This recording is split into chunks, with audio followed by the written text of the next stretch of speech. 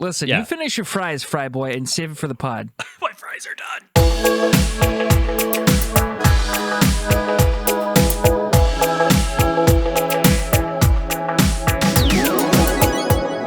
Wake up, everybody. Today is Thursday, June 17th, and we are Never Free to Play, a podcast where we talk about all the video games we wish we were playing. I'm one of your hosts, Karch Pulaski, joined by my co-hosts, Jason Wright and Sean Mybers. If you decide you like us and you want to see us shadow drop our Left 4 Dead clone, subscribe to us on YouTube and podcast services or find us on Twitter, where we are at Never Free to Play. If you have questions, comments, thoughts, ideas, feedback, please send it to us at neverfreetoplay@gmail.com.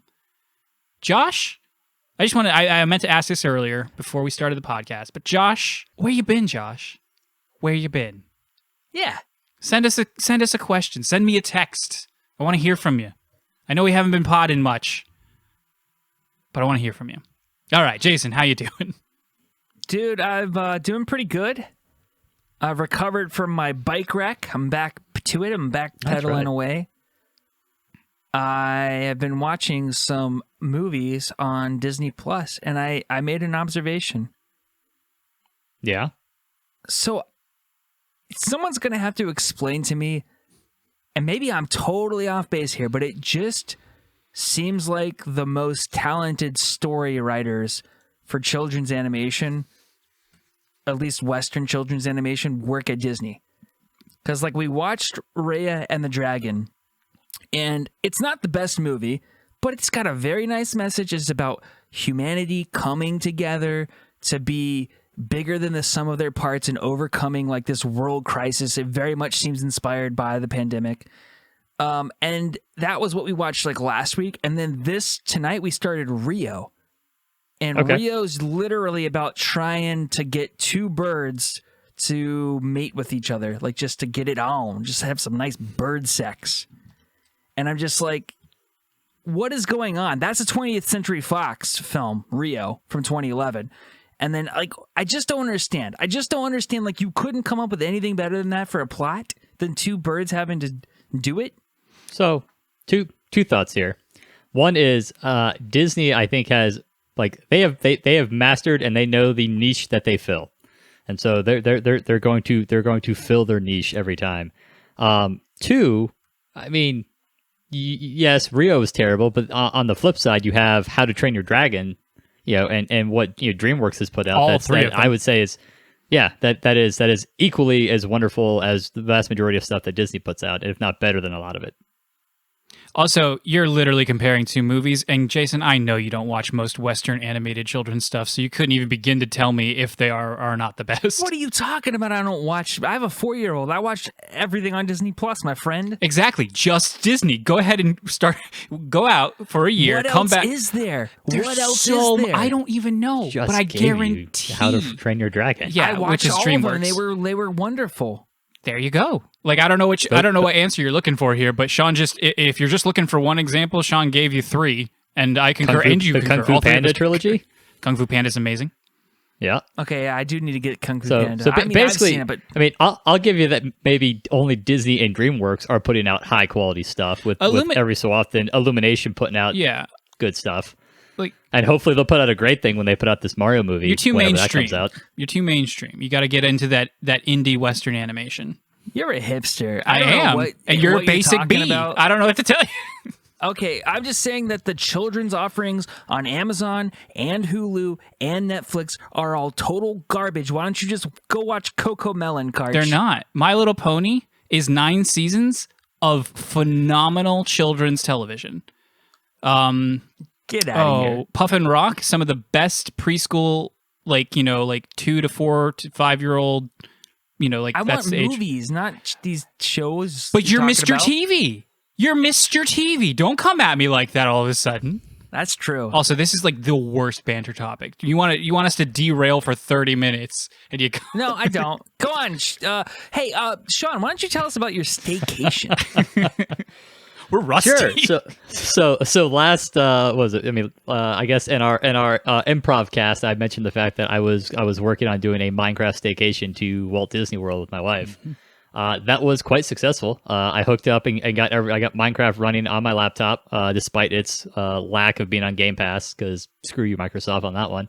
So stupid.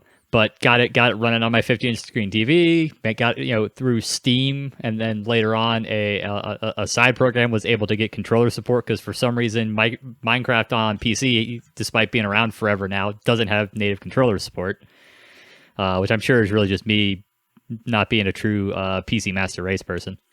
But yeah, no, I got it up. Was super easy to log into the MC Park servers. And we loaded into Animal Kingdom, which was a lot of fun. Got to walk through and see the recreation of Pandora, and then sadly, our two favorite rides there, which is the Flight of Passage, which is the Avatar riding the Banshee ride, and then the Kilimanjaro Safari. They don't have recreations of those yet, so didn't get to experience those. But pretty much every other ride was open, and it was just kind of really cool to go through. Hold on, they closed down the rides in Minecraft? Well, so they haven't recreated them yet. Oh, okay. I So thought they were they're- like, oh, this one we're doing maintenance. No, That'd be they're funny if they listed as- mimicked maintenance in real life with maintenance in Minecraft. That would be. And then we went over to Epcot and we drank around the world and then rode several of the rides at Epcot. And it was fun because we'd gone out the day before to our local liquor store and picked up stuff to recreate a bunch of the drinks, and then I'd gone to Publix to pick up stuff to recreate some of the snacks from the parks. So it was great. It was nice too because it was a rainy weekend, so it was a great way to spend the weekend. You guys are adorable, I gotta say. That sounds lovely. You're a cute couple. I want this for Nintendo Land once it's been around long enough and people have had a chance to really ooh, that sounds fun. And a copyright problem, although if Disney's going to let you do it. So Universal Studios just announced the fourth park, is what they got: Islands of Adventure, Universal Studios, and then their water park. So they've got a fourth park they announced that's going to be open in Florida, although it's several years out, but that's where they're going to put Super Nintendo Land, right, in Florida. So we will get it here. I mean, I basically, I think I have to say probably before the end of the decade, because it's sometime in, I want to say, the next 4 or 5 years it's supposed to be built. I know, man. It is 40. coming. I'm going to be 40 going to Nintendo Land, dragging my daughter there, who probably won't want to be there. She barely likes video games as it is. I know, she'll be like 20. Ugh. That's just All right. Let's not talk about it. Let's move on to Karch's life. What have you been doing? To Karch's life. I was just What have you been giving a doing? pregnant pause to kind of encapsulate what I've been doing. I've been doing absolutely nothing. I got some rollerblades. You got jabbed too. Oh yeah. I got my first COVID. Patting my arm right here. Next one's 3 weeks from now, and then I'll be all set, and then we can plan our in-person podcast. I'm so stoked. Oh yeah, we do have to do that the weekend we get together. We do. We've been planning a D&D trip, but we totally forgot that we'll also be available to do a podcast, and then Robert can join, and Aaron too. But he seems sour on video games. So. He does, which is fine. It's not for everybody. But it just means he can sit outside the room and listen, but he can't join us. Don't you talk, Aaron. All right. But yeah, that's it for me. So I got nothing going on. Never did. Rollerblades. I want to hear about the rollerblades just real quick. Have you actually used them yet? Yeah, only a couple times because it's so bleeding hot out. And then last weekend it was pretty rainy. And then it was super rainy all this week too. And then Juliet went on a sleepover, and on top of that and the rain, I'm not going to go by myself. I'm going to go with the family because we all got some. Juliet got some for her birthday. Oh, that's cool. And then we immediately said, okay, now let's all get some. And that's a lot easier because we said the same thing about bikes, and then we never got bikes. She did, but we didn't, the adults. But we all got can't find rollerblades. bikes right now. What'd you say? You can't find bikes right now. I'm sure we could go to Walmart and get some crappy bikes. Probably. Not Mr. Jason professional. I'm gonna. It's not professional. It's a track. So professional. True. Housekeeping. Like, sub, follow. We just literally 5 minutes ago decided we're going to start doing podcasts every other week. We are going to determine what we're going to do the other 2 weeks in the future. So just expect a podcast twice a month from us. And outside of that, you'll get some Let's Plays. You'll get maybe the occasional stream. We're working on some gateway material, maybe some shorter, bite-sized content. So please look forward to that. I've gotten no shout outs other than to Crimson Karma, who is the #1 fan, comments on all our videos, shows up to all our streams. You Amen. are the man. Amen. And that's all I have. I'd like to point out that I don't think we were ever supposed to stop doing podcasts every other week. No, we weren't. You're such a stickler. We were pretty close. We were. We were pretty close to still sticking to that schedule. All right, so it's a different week. If you like video games, you've been paying attention. E3 ended earlier this week. It started pseudo started like last Thursday or Friday, and then it went all the way through the weekend, and ended on Tuesday. Pretty much with Nintendo. There was some more stuff after that, and then Xbox did a thing today. E3 is just going to keep going, but for the most part, E3 is over. And we're going to go ahead and talk about how we felt about the conferences and the games that were there. We're going to skip our usual what we've been playing because, honestly, we really haven't been playing much. Not even me. It's all Final Fantasy all the time, and really not even that much of that. So we're just going to dive right into our topic of the show, which is E3 thoughts and impressions. So let's open it up with general thoughts about E3. Karch, I know for a fact that you pretty much track E3 every year. Obviously not last year because it didn't exist. But Jason, when was the last time you put a dedicated focus into checking out what got released in E3 like we did for this pod? Let's see. The year before my son was born. So 2016 was the last time that I actually sat there and watched like all the major conferences. If I'm not mistaken, that was back when Nintendo had shifted to their directs around the E3 timeframe, so they weren't actually part of the conference, and then Sony and Microsoft were still actually showing up to it. And I watched a bunch of like live react shows with Kind of Funny, Nice. all the major conferences. But it's been a while. I don't think I've ever gone and checked the E3 releases like this, like I have for this episode ever. Because when we were children, I just relied on Karch. Karch watched all the E3 stuff and got all the E3 news, and then he talked about it, and that's how I learned what was coming out. Yeah. I mean, So I don't remember how I used to do it because I didn't have the internet at a super young age, but I did have Nintendo powers. And then eventually the internet did become a thing. So at some point, I'm sure a combination of those with more and more internet access as the years went by. And I know Did you guys have the G4 network back in the day? I did. You know what? I forgot about that. Yeah. I probably used that probably too. where we That's got how I most learned. of it. Yeah. Yeah. I always enjoyed. Yeah, that was definitely a tool that I used to keep up on it. But there was definitely a dip for maybe like 5 or so years. So maybe a little bit before I got married and until a little bit after, and where I didn't really pick up like being like, oh yeah, it's E3, I'm gonna absorb as much as I can in this time frame. Probably since like 2017 when the Switch launched, just because of the fervor around that. And that was right about the time I was getting back into games. I probably had my PS4 for about a year at that point. When did they announce God of War? The one before that I think was actually, so it's probably 2016. So yeah, Hey, same year as me. when you quit. Yeah, when I I quit, started. yeah. We were Oh, trading you started off. when I quit. Gotcha. Yeah. Never I free to got- play. Continuous E3 coverage for all of our lives. So I will say this high level impressions because it's been a while since I followed E3.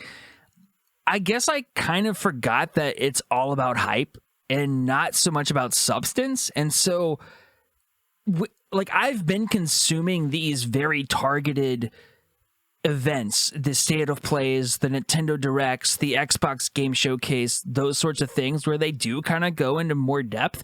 And then to circle back to E3 where it's just like teaser trailer, no gameplay, all cinematic, 90 seconds and you don't really know what the game is. It left me feeling a little empty and not as hyped as these more targeted shows, but maybe that's just me. well, okay. So you're not wrong. And this is almost certainly, and I'm going to try to say this as little as possible because it'll just become this, broken record. But COVID is still affecting this industry and certainly affecting the physical act of E3 not being like at a location and still being all digital. Whereas last year was completely canceled and there was nothing to replace it really. But that also affects, plans for announcements and having gameplay reveals versus just having fun cinematic trailers. But it's there. The thing you're describing, Jason, is at E3 all week long. You just got to find it. And I honestly don't think you want to watch that. You're not going to sit down and watch a Nintendo Treehouse because but it's 3 hours of gameplay. I mean, it's exactly. I literally did that in 2016. I had the stream on all day. But I can't see you doing that now. No. Not unless it was a game like I'm really interested in, say, Diablo 2 Remake or something like that. Okay, maybe, but not. You're right. And then Xbox did their version of whatever Treehouse might be today. And then I gotta go back and watch that. Yeah, and then let's see.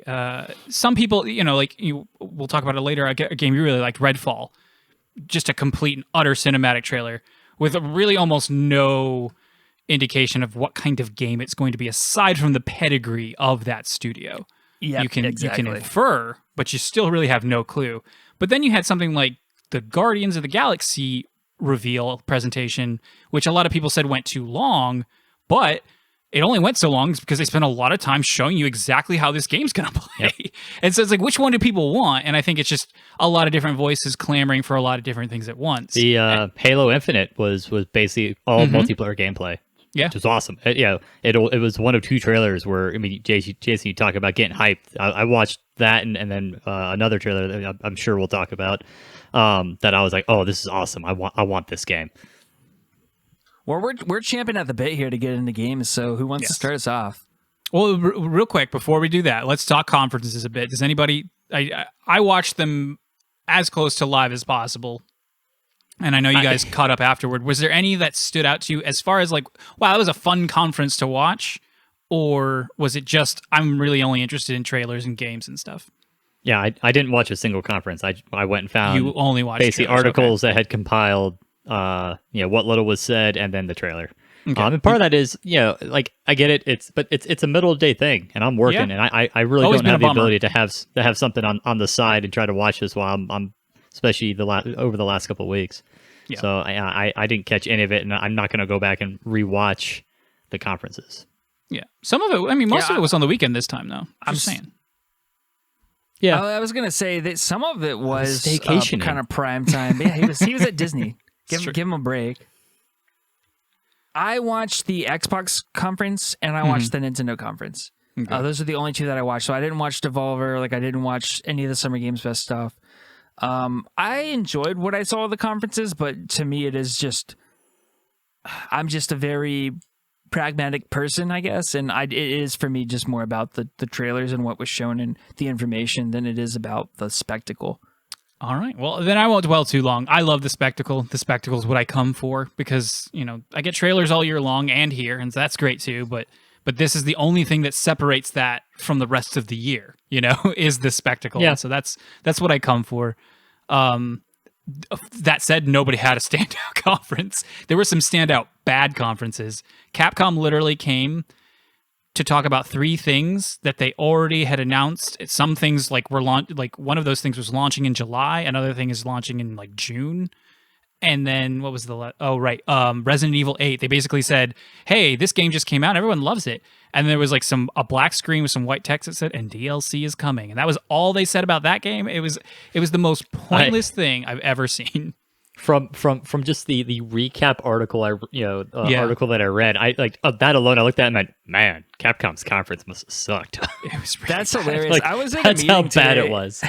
I was in a meeting today that was a big a partner alignment meeting where we had all the big bosses and we were presenting out, and someone was the guy leading the meeting was like, "Hey, do you want to give a business update?" And the people responsible for that were like, Well, we didn't really prepare any slides, but I could talk high level. That sounds like what Capcom did. It was a conference that could have been an email. That's what it was. That's amazing. And then we have a time slot. A time slot that they actively slotted themselves into and paid for, presumably.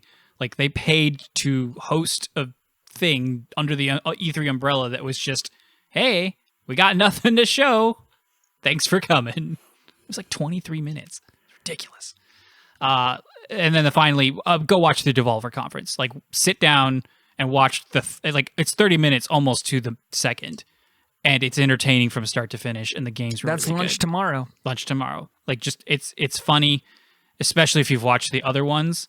But they do the quickest of recaps, and then everything still makes sense. even if you haven't watched all 3, 4, 5 of them from before, because they've been doing like this narrative bit for like the last, like I said, 3 or 4 E3s, and they're amazing.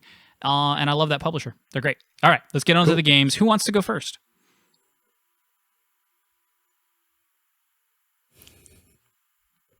Nobody wants to go first. I already mentioned it. Halo Infinite. Halo Infinite looked awesome.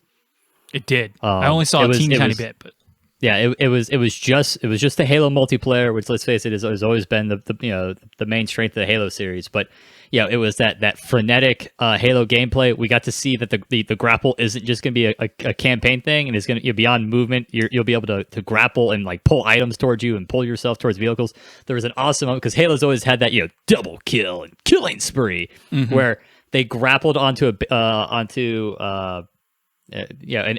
aircraft and then kicked the guy out, and it literally went grapple jack. And I was like, ah. But the Halo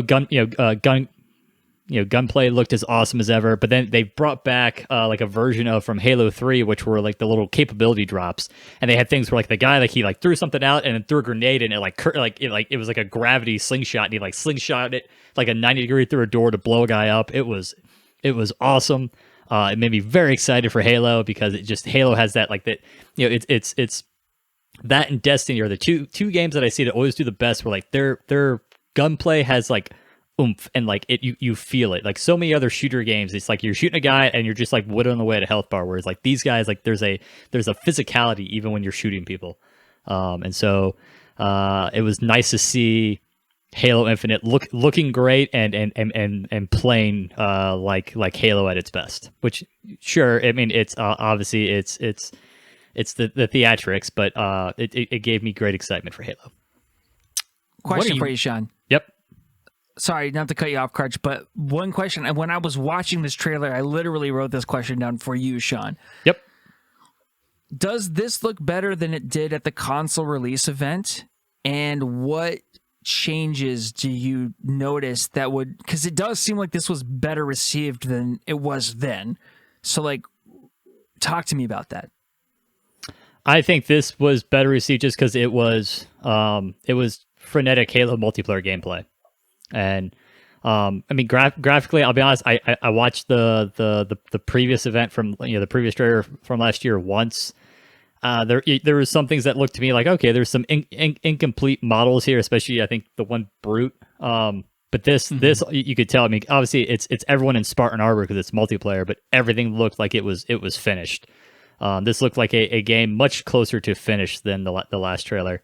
But also I think it was the previous trailer was basically trying to show off the campaign and the story, so it was a little slower in plotting. This was just that fast-paced, 30 seconds of chaos Halo action that is kind of the hallmark of the series. Yeah, I agree with that. I think they nailed what their fan base wanted here. Yep. And then to me, just from an aesthetic standpoint I like Halo, but I'm not a Halo like fanatic.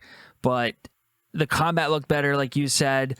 The lighting looked better to me. The environments looked better. The character models looked a little bit more polished. So yeah, I like everything you said. Are they bringing anything old back? Do you know, for multiplayer specifically? It was cool. They actually they brought back the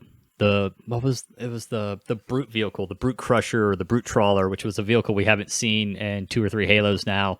There were definite new guns. There was one like he blew up a thing and it was this giant metal spike and he like grabbed it because like there was an explosion. It came flying. He hit it with the grappling hook, pulled it in, loaded it into this gun, and then like fired this giant like metal spike into like a warthog. So there was and obviously you saw the assault rifle, we saw the sniper rifle. There was a great grapple hooked no scope shot at one point. So we saw classic Halo stuff. We saw some Halo stuff we haven't seen in a while, and then we saw teasers of some new stuff to come. So it was very cool. Cool. And I didn't watch anything Halo. That's not nothing, but just not a lot. Single player. Did they bring that up, or was this the time for the multiplayer? It was just multiplayer. The only single player was basically when the trailer ended. It had a little thing of like Halo multiplayer, and then it said, and then it had like a shot of Master, like it almost looked like it would have been the cover art of like Master Chief with his kind of updated look, and then it just said like epic single player campaign. So Yeah. Holiday One thing to 2022. note, Right, 2021. no, holiday 2021. Right. Yep. One thing to note here is that they did mention that the multiplayer will be free to play at launch, which is a first for the series. They already And mentioned that also before. there will be cross-play between the Xbox and the PC, and it will be apparently totally like unencumbered. that seems hazardous for every console player, but okay. I mean, it's Say not what? really. Everyone makes such a big deal about that. Like, they're going to go start playing. Like, I wish I knew some, like, big names to drop, but I don't. But, like, people over-exaggerate this. Yes, the keyboard and the mouse is superior shooter, like, one-to-one skill level-wise. But, like, you're acting like, everyone's acting like, not you guys, but everyone always acts like, oh, I'm going to get destroyed. I'm like, no, you're not, because people suck at PC, too. I'll say someone did it recently, and I think it actually, you're right. I think it ended up being kind of meh. Can't remember who did it though. I will say this: my brother's Fortnite getting does into it. keyboard and mouse, but he plays Fortnite with a controller, and he is really freaking good at Fortnite. And nothing, I'm sure he's playing against PC people too, and nothing stops him from winning. It's Right. Yeah. ridiculous. So, So I think with the matchmaking algorithms as good as they that's are what now, matters, yeah. yeah. That's cool. We'll play. We talked about the Halo campaign, and I'll just quick sidebar. Battlefield 2042, made a point of showing that it's in the future and we're fighting the Russians apparently, but no single player campaign. So Really? yeah. So, who cares? Well, it's weird to me that they made a point of saying who we're fighting. Like, oh my, the Russians are breaking through, and it's like, yeah, but there's no why the Russians? It's just a people versus people game. They're setting the theme. People still care about the setting and the atmosphere that they're playing in, and it's going to be you versus the Ruskies. Yeah. Also, no wall running, 0 out of 10. Now that is a legitimate complaint. Is there wall running in Halo, Sean? No, it also has a 0 out of 10. Yeah, 0 out of 10. They all suck. They do, Battlefield 2042 also has the grapple hook. This is the year of the grapple hook. I'd like to point out that Titanfall 2 had a grapple hook back in 2016. Perfect. Did it? Yeah. What? Oh, Titanfall In 1, multiplayer. not Titanfall 2, right? Now Titanfall 2 in multiplayer has a grapple Oh, hook. okay. I was going to say, I only played through the single player campaign, but I don't recall it. Yeah.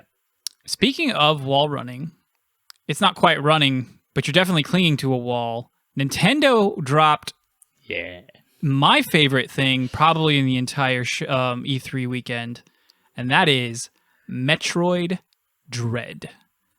A brand new entry in the Metroid series. And what they mean by that is Metroid Fusion came out in early 2000s for the Game Boy Advance, and that was the most chronologically forward point in the Metroid timeline, and they haven't gone past that since.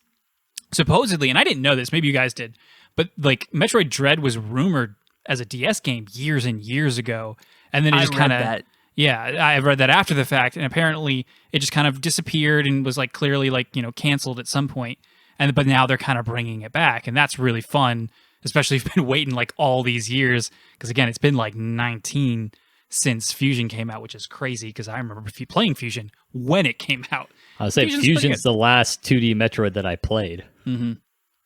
And so I'm excited about this. Interesting so this is supposed to take place after Fusion. Correct. That's it, because I watched the trailer and I remember looking at her and going, "Oh, it kind of looks like she's modified the Fusion suit," which would make sense. That's exactly what's. In fact, if I'm not mistaken, there's a scene at the very end of Fusion. She might be wearing that suit. She might not be wearing the suit that she had all throughout Fusion, but she might be wearing the one at the very end of Fusion, post credits or whatever. But yeah, this came out. They announced the guy. I don't remember who it is. One of the Japanese businessmen who runs Nintendo. He's like, "Hey, everybody. Metroid Prime 4 is totally still being made, but we aren't ready yet.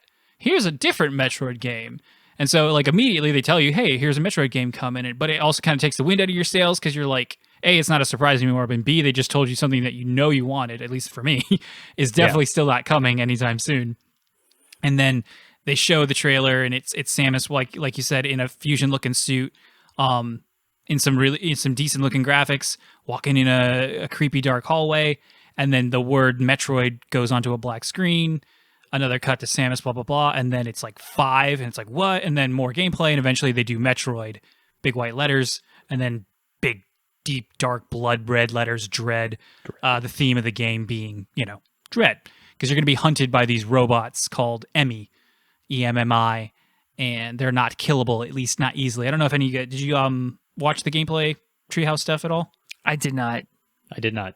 Okay, so basically you will, like it shows, they're unkillable. You have to run from them. You'll have tricks and techniques. They've added a slide dash, which is something completely new to the series, which is going to be really fun.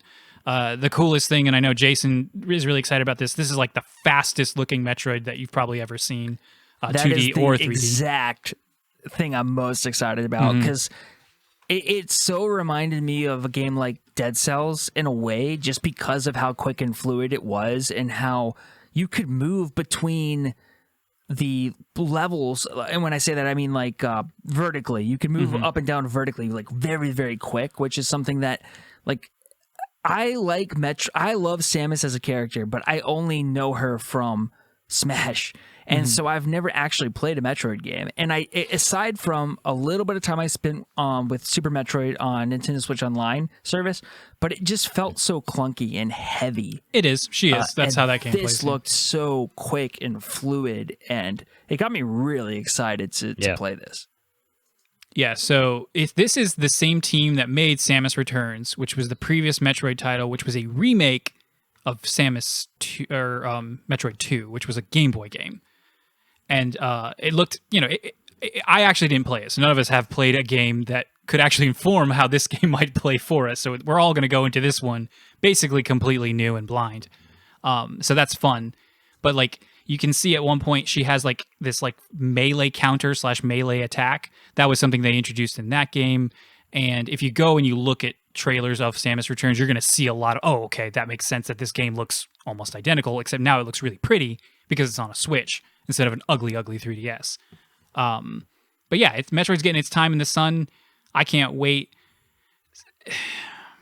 I didn't play Samus Returns. It was met with decent enough critical response, but there were some like apparently flaws as far as like the pacing and whatnot. And Fusion was pretty good, but a lot of people didn't like how linear it felt, me included. Like I went back to replay it a couple years ago, and while I still had a good time, I was like, yeah, I'm really just kind of doing exactly what you want me to, which is not usually how you play a Metroidvania. So hopefully they get away from that and they go back to the roots and basically make this Super Metroid, but like 1,000 times better because it's time. It's time to stop clinging to that being the only good Metroid, really. Like it's the only one everyone can agree is great. Good 2D Metroid. Good 2D Metroid. Prime is amazing, and oh my gosh, I can't believe that Prime it's still not on the also, Switch. Also quite good. That's what I hear. I haven't played it, but speaking of 2D versus 3D, talk to me about that. That trailer had several what looked like cinematic breaks where it went into 3D graphics, and they kind of bill this as 3D graphics from a 2D perspective. A lot of times you'll hear that called like 2.5D, but that's not what they said here.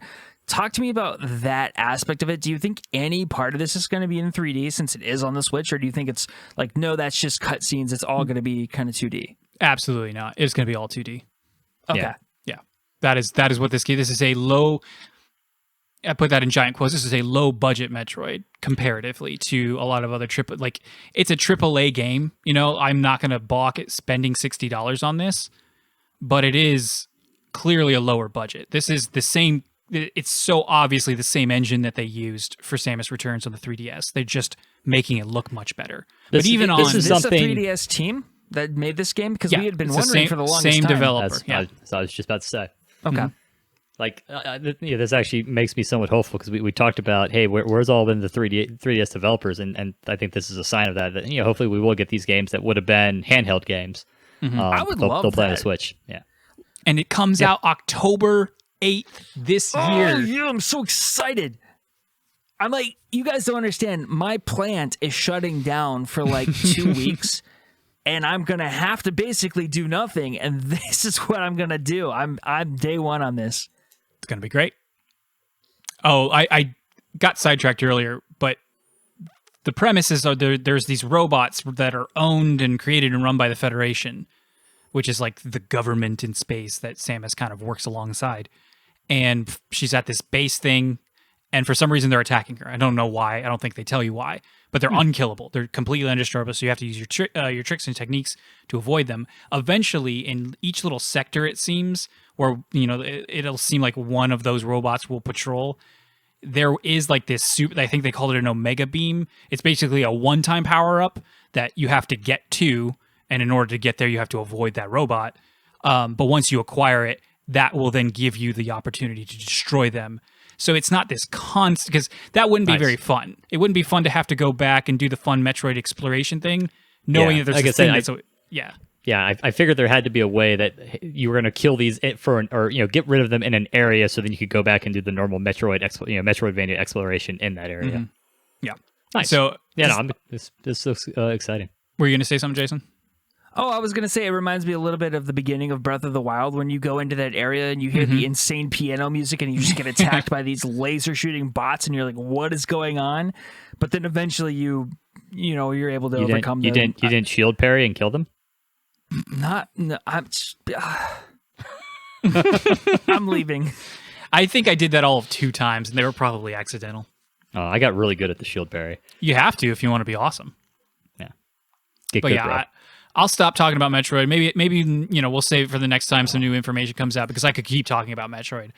Definitely see a 2D series playthrough coming in up to my future real soon, especially because I'm going to get that Retroid Pocket, and then I can put them all on there and go through, because I know you haven't, Jason. Sean, did you ever play Zero Mission, which was the GBA remake of the first one? Yeah, I played that one. So good, but probably I think I like it a little bit better than Super Metroid. I know that's sacrilege, but I think I do. I haven't played Super Metroid since shortly after the first time I beat Link to the Past, which would have been in my single-digit years. So, because it's got that, like Jason said, that's a clunky game. The sprites are huge. Samus is actually quite large compared to like the screen she's in and the enemies she fights. Not quite the same in Zero Mission. It's a lot more like Fusion. I think it actually came out after Fusion, so that would make sense. Yeah, I think it did. And it's really fun. Anyway, moving on. Jason, go ahead and give us a game you're excited about. Okay, this is probably my most hyped game, and it will probably surprise nobody. But, drum roll please, The Outer Worlds 2. Did you guys watch that trailer? Did you guys watch that trailer? Yeah. I did. I love their trailer, but that's also just there was nothing there. But I loved what they did with that trailer. Me too. So for anybody who didn't watch it, go watch it. It's like 90 seconds, and it's very, very campy. And they basically, the narrator is narrating the cinematography and how absolutely ridiculous these teaser trailers were, and it embodied every criticism and critique I had about E3 as a whole, and pointed it out and called out the game. I love there in the beginning. It's like, look at that creature. Will you see it again? No. Say goodbye. He's like, say goodbye to him for all eternity. I was like, oh yeah. He's a cool looking creature too. It was. I didn't notice, and I don't know if you guys did because it had to be pointed out to me afterward. But the opening shot is a slightly spacier version of the shot from the Fable teaser. Yes, I did notice that. Really? I thought it was more Fable. I really did think it was more Fable. Yeah, it tricked honestly, a lot of people. The tone of it was very much like that one was too, because they were like, if you want the best game, well, no, that may have been the Grounded trailer, but at any rate, kudos for Obsidian for knowing who they are, using their humor to make a fantastic looking trailer that didn't try to be too cool. Like, I loved the part where they were panning out and the narrator was like, and there shall be lens flares. Yeah, that was really funny. Just so much of it. Or the like, and here's our main character, but only in silhouette because the developers haven't decided what they look like yet or completed the model. They're like, there's only one thing that is certain, and that is the title, and it's literally just The Outer Worlds 2. It's so good. And they show it's in silhouette, but then it reveals and it's that goofy Moon Man face. Yeah. Because you don't know what it is. You still have no idea. Like, unless you're super savvy, maybe you might have remembered some other like promotional material, but I knew what it was going in. But if I hadn't, I would have been like super surprised when that moon face showed up. Anyway, I dig it. There's not a lot to talk about it. No. But I'm hoping that it's an expansion on, and I do want to go back and play some of the DLC from the first game. 2 DLCs. Yeah, but what I will say is that I am looking forward to this. I do hope that they were given the runway to make this just maybe the tiniest bit bigger, but not too big. I liked the length of the game, but some of the environments could have been a little less linear. So I hope they have the kind of the creative license to do those sorts of things and really make it their vision. But I'm very excited. I think it's going to be more Outer Worlds 2, and it'll look better and it'll be a little bit bigger, and that's all I want it to be. So. I mean, Obsidian's got a lot of irons in the fire because Grounded is theirs, right? And they're putting out an expansion for that. Yep. And then we saw Outer Worlds 2. Now, how far along into that besides maybe the writers working on the story, I don't know.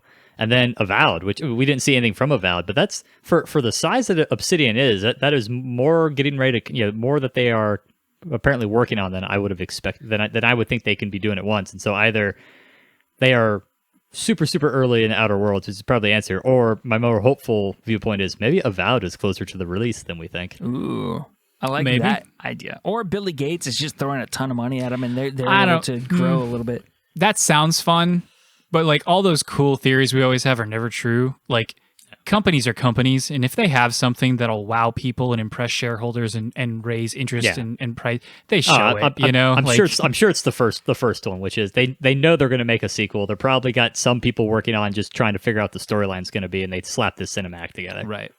I think we can say best trailer with no gameplay? Yeah, best trailer with no gameplay. Perfect. I like this superlative. It's official. All right. Okay, drink break. Drink break. All right, Sean. What was your next game that stood out to you? I think, and it somewhat pains me to say this, but it has to be Tiny Tina's Wonderland.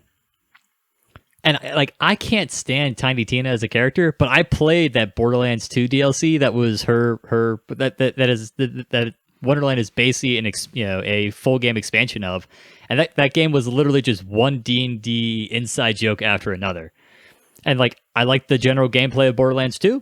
I love D&D, and also the cast of people they listed for that game looks phenomenal. So I am excited for that.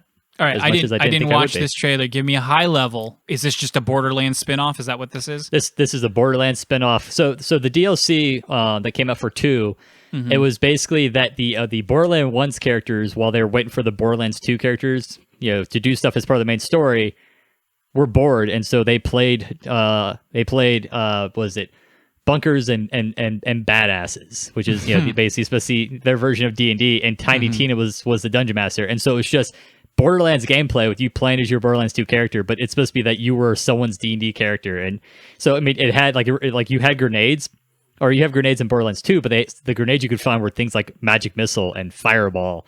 And they had guns that shot swords that exploded into more swords that then also exploded. So I mean, it was, and there some of the there's chests you can open in Borderlands. Well, some of them turned out to be mimics, and it was terrifying, like mimics are supposed to be. And it was just all D&D jokes the entire time. And so this is going to be an entire game like that. This is going to be an entire game of that. Gotcha. I'm excited. I love it. I'll probably play it with Kyle. It'd be great. Sounds like a great game to play with your brother. That sounds awesome. I bought Borderlands. Yeah, exactly. I bought Borderlands 3 hoping someone would play with me, and they never did. So, what did you get it on? You played it with Tyler PC. for like 3 weeks. Oh no, I can't help you. Yeah, I did for and I was hoping we'd do more than that when we didn't. But you didn't like it. He didn't like it. You didn't like it either. I remember every week you'd come back and I don't know if I like Borderlands 3. That is true.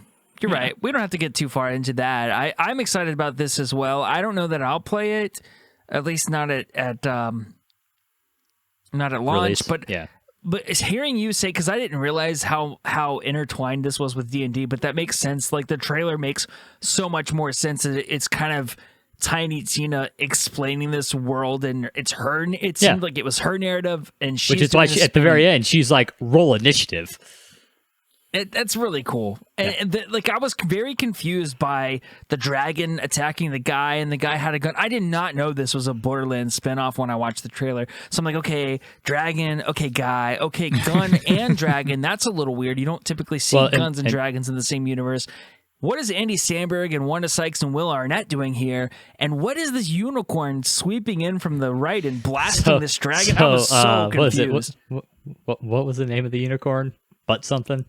Yeah, something like that. But so that unicorn in the DLC from Borderlands 2 is who you're trying to rescue. Okay, that makes sense. But when I read the summary under the trailer that I should have done before I watched, I was like, oh, okay, this is all making sense now. That's awesome. Yeah. It looked cool. Jason, what's your next game that got you excited? Okay. So I had a couple here, but I guess we'll go ahead and talk about Redfall. Okay.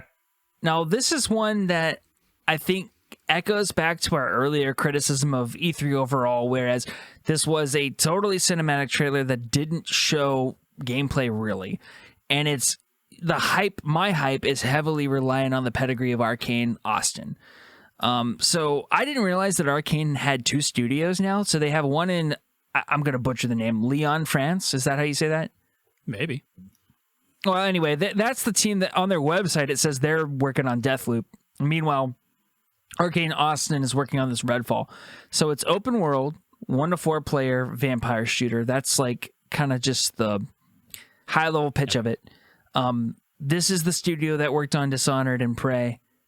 You have 4 heroes in there. Each of them have their own abilities. It was kind of difficult to tell what those abilities were from the trailer. I just read that in the synopsis.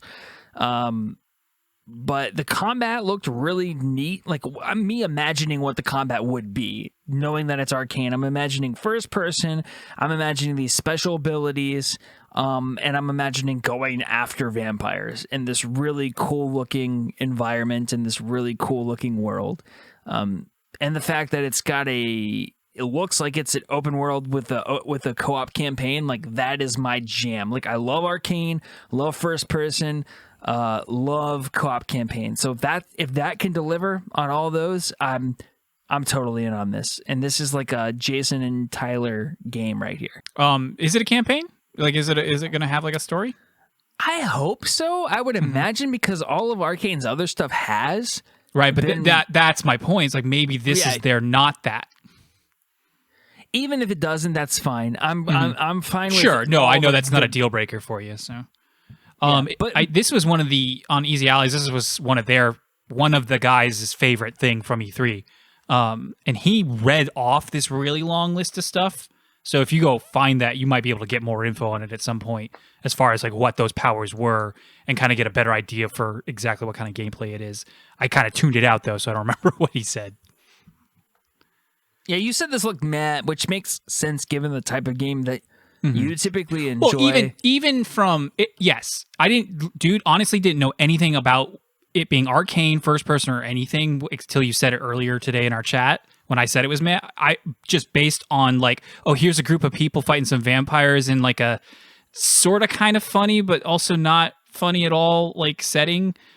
None of that spoke to me. The theme doesn't speak to me, let alone, yes, the style of gameplay. And I have nothing against Arcane. I'm going to play Deathloop. But is this a good moment to just question why did like 100 Left 4 Dead like games get announced during E3? It's a good question. Very good question. It did seem like everything was like 1 to 4 player shooter, against hordes of horde enemies, mode. and you're like, wait a second here. But the thing is I love those games. Oh, they're great games. It's just so weird because like we had Left 4 Dead, we had Left 4 Dead 2, and then nothing really did that except for the Warhammer Vermintide games, and now like everything is doing that. Speaking of, there's the Warhammer 40K ones. Yeah, Do you exactly. think it's a whiplash from COVID because there was this kind of higher demand for co-op games that wasn't necessarily. Back 4 You know what I Blood's mean? already been in development for a while. I would say, and I think any of these games were already in development. That said, with relation to COVID, Rainbow Siege Extraction, which I think was originally supposed to be called Rainbow Siege Pandemic, I watched that trailer, and that was one of the longer trailers because it was actually like a short little playthrough of a map. That game So did boring. nothing for me. Like I watched that and I was like, this is gonna like people are gonna play this for a little while, and then all like within a month they're all gonna go back to playing Siege. Yeah, And I don't know who it's made for. Like the people who are really into Siege aren't like. I just don't see this game being something they're going to enjoy. The only thing it had going for it was a Tom Clancy game that wasn't rooted in reality. They're usually very grounded, and this one clearly has those alien parasite things. Yeah. So maybe that's some people's cup of tea to either jump ship or join up. But it really, like, we being the industry always talks like how many more of these can they, but seriously, how many more of these can they put out? How many more of these can they keep putting out before like no one's gonna keep playing them because they're playing the other saturation point because I people tell you get what, hooked though, on these. The last Tom Clancy game that talked about some like crazy disease hit a little bit too close to the mark a few years later. So I'm really hoping we're not gonna be fighting a bunch of infectious monster things killing us here in the next 5 years. Okay, so I just talked about Redfall. Looking forward to that next summer 2022. Sean, what is your... Well, no, is it Karch? It's my Karch's turn. Karch, what is your next? I'm gonna skip to what I assume is an indie. You know, it's a smaller game. This is called Trek to Yomi. Did either of you watch Do you this mind trailer? if we watch the trailer real quick? Let's watch the trailer. It's very short. Yeah. All right. So as you see, or as you just saw, that was a classic early 19th century or early 1900s samurai film, but turned into a video game. For all of its good points, Ghost of Tsushima did not quite deliver on that Kurosawa, feeling. Even though it had that black and white mode, that's not what the game was made for. It wasn't designed with that in mind. And so it doesn't actually like really feel like that. But what we just saw was, hey, I'm going to play this awesome classic samurai movie, but as a video game. And you could see in the little bottom of the text, like that was all gameplay. None of that was just like, there was a cutscene maybe, but it was all in engine. That's the game from start to finish is going to look like that. And I'm there for it. That's all I really have to say about it. It looks beautiful. There is one thing that bothered me watching that, which is, because it's sword combat, but the animations and the way it looked, it almost looked like the kill cams you would get in like a Skyrim. Like it was like, okay, I can't get this guy. I hit button and I hit. It was like a quick time event, and then it played this little animation of me killing him. It didn't quite look like trading blows combat. Maybe it won't be. Yeah, as long as it feels... honestly, it's got a shot of being done well. It's just I did notice that. Like I think it's going to be a little bit different type of combat than maybe what we're used to doing. Definitely. So yeah, but like it just looks really good, and I love Japanese crap. So PS5, Xbox Series, and PC only, which I thought was really interesting. So it's a next gen game. Basically. Snub the Switch. They snubbing the Switch. Yep, snubbed it. Switch can't handle it. Switch can handle Guardians of the Galaxy, but can't handle it. That was I thought I was confused because I must have missed it during the initial announcement. That's a cloud only game for Switch, so it won't be running natively. Yeah, that makes a lot more sense. That makes a lot more sense. Yeah. And then real quick, since that was a Devolver game, I think they only had 4. The next one was Demon Throttle, which is, I'm not going to say a lot about this. It's just the way they introduced it was hilarious. It is a Switch exclusive and physical exclusive. So you cannot buy this game digitally. You can only buy it physically. Weird. So it was the theme of their, when you go back, it'll all make sense, but it was part of the theme of the presentation was like being able to own something and not being able to replicate it. They were kind of doing it, making fun of cryptocurrency in a way. But it is it's a really classic NES looking game, but actually looks like it could have been made on the NES rather than things that look like they might have been, but then are actually have 7,000 different more colors and shading and graphics and stuff. This just looks like a top down little old timey shooter. But you're like people on the ground shooting guns instead of ships in the air shooting stuff. Nice. I will not get it. I am not buying this game. Because it is physical only, and I've pretty much moved on from that. But it looked really fun, and it was hilarious. I'll drop a quarter in the arcade cabinet when hopefully it gets ported to that. Exactly, that is, and it's something you'd watch. Like, what's Demon Throttle? Oh, this looks hilarious. Like there's at one point it zooms in on this old looking cowboy, and it says, "A demon kissed my wife," and it's so funny. But that's all I have to say about Demon Throttle. Sean, what's your next game? I'll give you. I think this was one out of Devolver Digital. Was it Wizard with a Gun, Mage with a Gun, Wizard with a Gun? Wizard. Yeah. I did not see it. Let's watch it. All right. So that was Wizard with a Gun, and the first thing I say is, I think like with the song that's in that trailer, like and the little cartoon animation. I think I just want to be like I want that to be a cartoon series. I want to go watch that. Yeah. Because at the end of the trailer, you get to the actual like the gameplay, and it looks it's bouncy, and I'm worried about how well it's going to control and aim, and there's some concerns about like inventory management that worries me a little bit. But like I like the premise, like cowboy Eefy gunslinger wizard sounds awesome. I'm just a little bit worried about the execution, but I will be keeping an eye on it. Hopefully, it gets a demo that comes with it, and I can try a demo out and see if it does control okay. Because I would be intrigued to play this game. It's not a Metroid. It's a multiplayer, though. Do you think it's only multiplayer? That's a good question. I'll have to look into that too. Yeah, and it says survival, which to me means roguelike. Like that's just another way to say that these days. Yeah, that's true. Which is not a bad thing, but not always a good thing either. It's for me, it's like a 50-50 whether I'm going to enjoy a roguelike, honestly.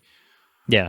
So like I said, the trailer, obviously that first part was good enough to grab my attention, and now I will have to keep an eye on it to figure out if it's actually something that I will think will be worth playing.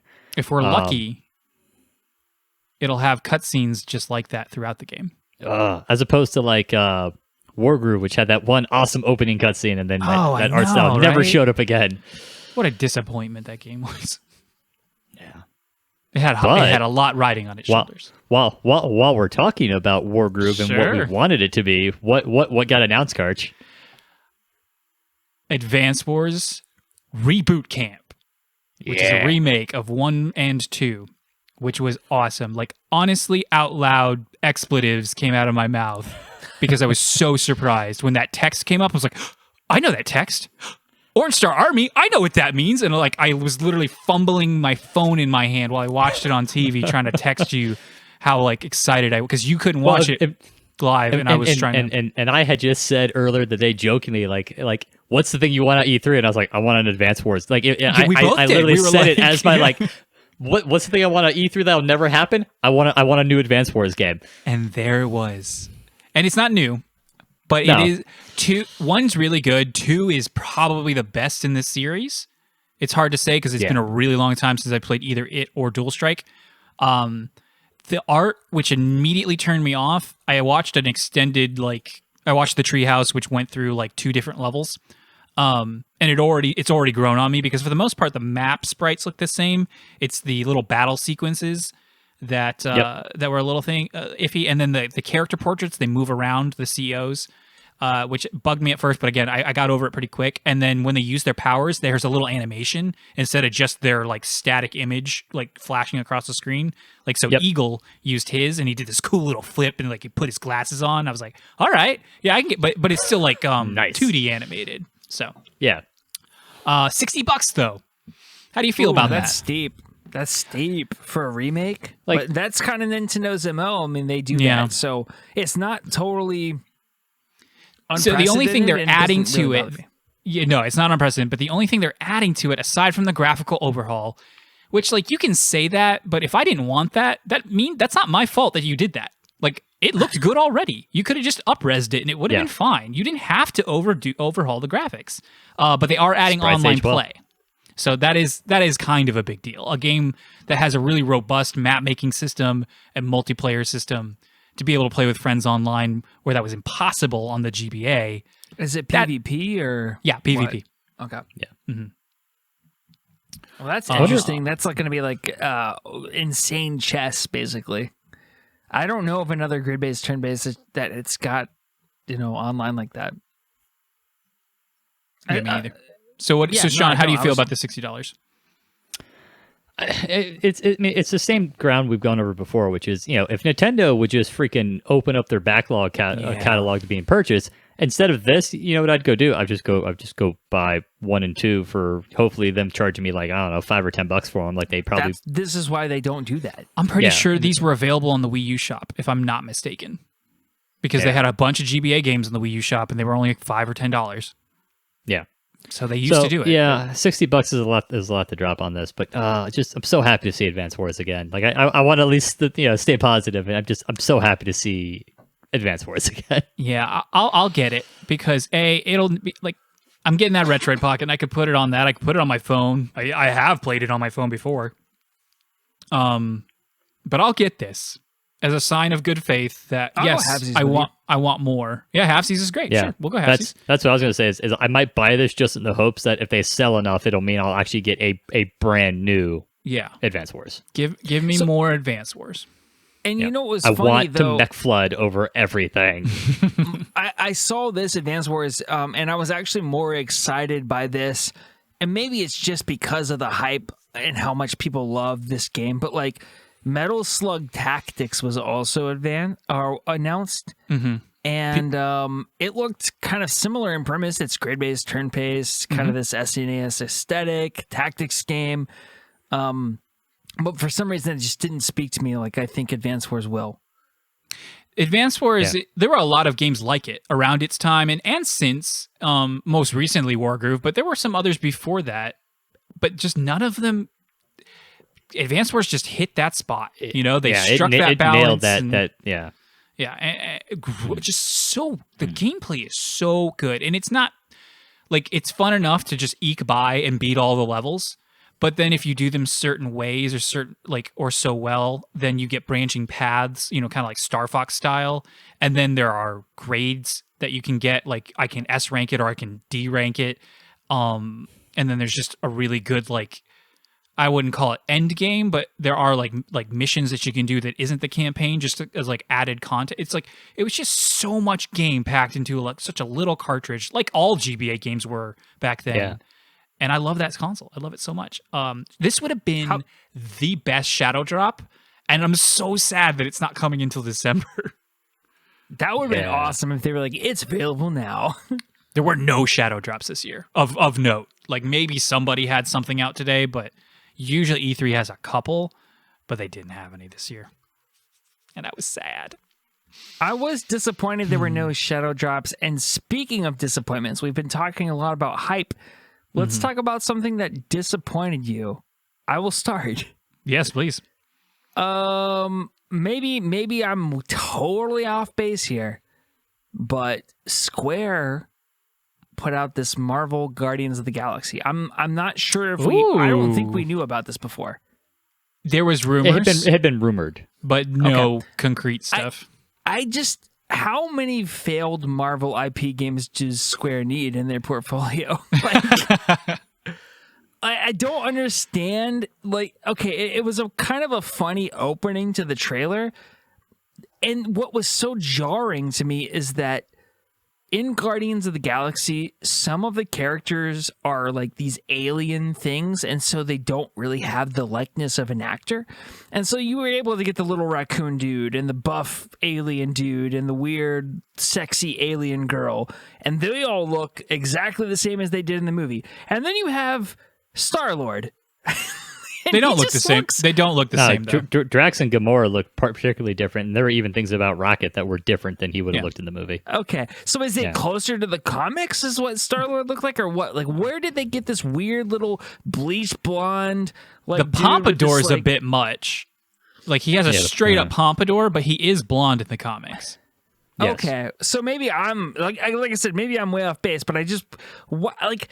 If Disney owns this IP that tells me they own the likeness of the characters, I don't understand why they can't use the character models from MCU because for these. Like everybody talks about how they may not. So a lot of actors learned that lesson from Star Wars actually, because there's a reason why like Mark Hamill's face keeps showing up on Star Wars books is because they all gave away their likeness. Not many actors now to reuse their likeness. You're gonna have to pay them again. Right. Well, that's crap. I mean, honestly, if I'm Disney, I got so much money. I'm like, dude, Disney also doesn't. Iron Man. If you want to be Iron Man, then I own the likeness of Iron Man. Period. Disney understands, or rather, Man, you walk. Disney and rather Marvel, they understand the need to keep these things separate, though. Like, if you're going to make Marvel Avengers the movie, the video game, then I don't think they have a problem paying, acquiring the rights, etc., to using those likenesses. That's not what they're trying to do with these games. They want them to be either their own thing or more of a counterpart to the comics, which are far more fluid and open to, multiple timelines and offshoots and one-offs. Yeah.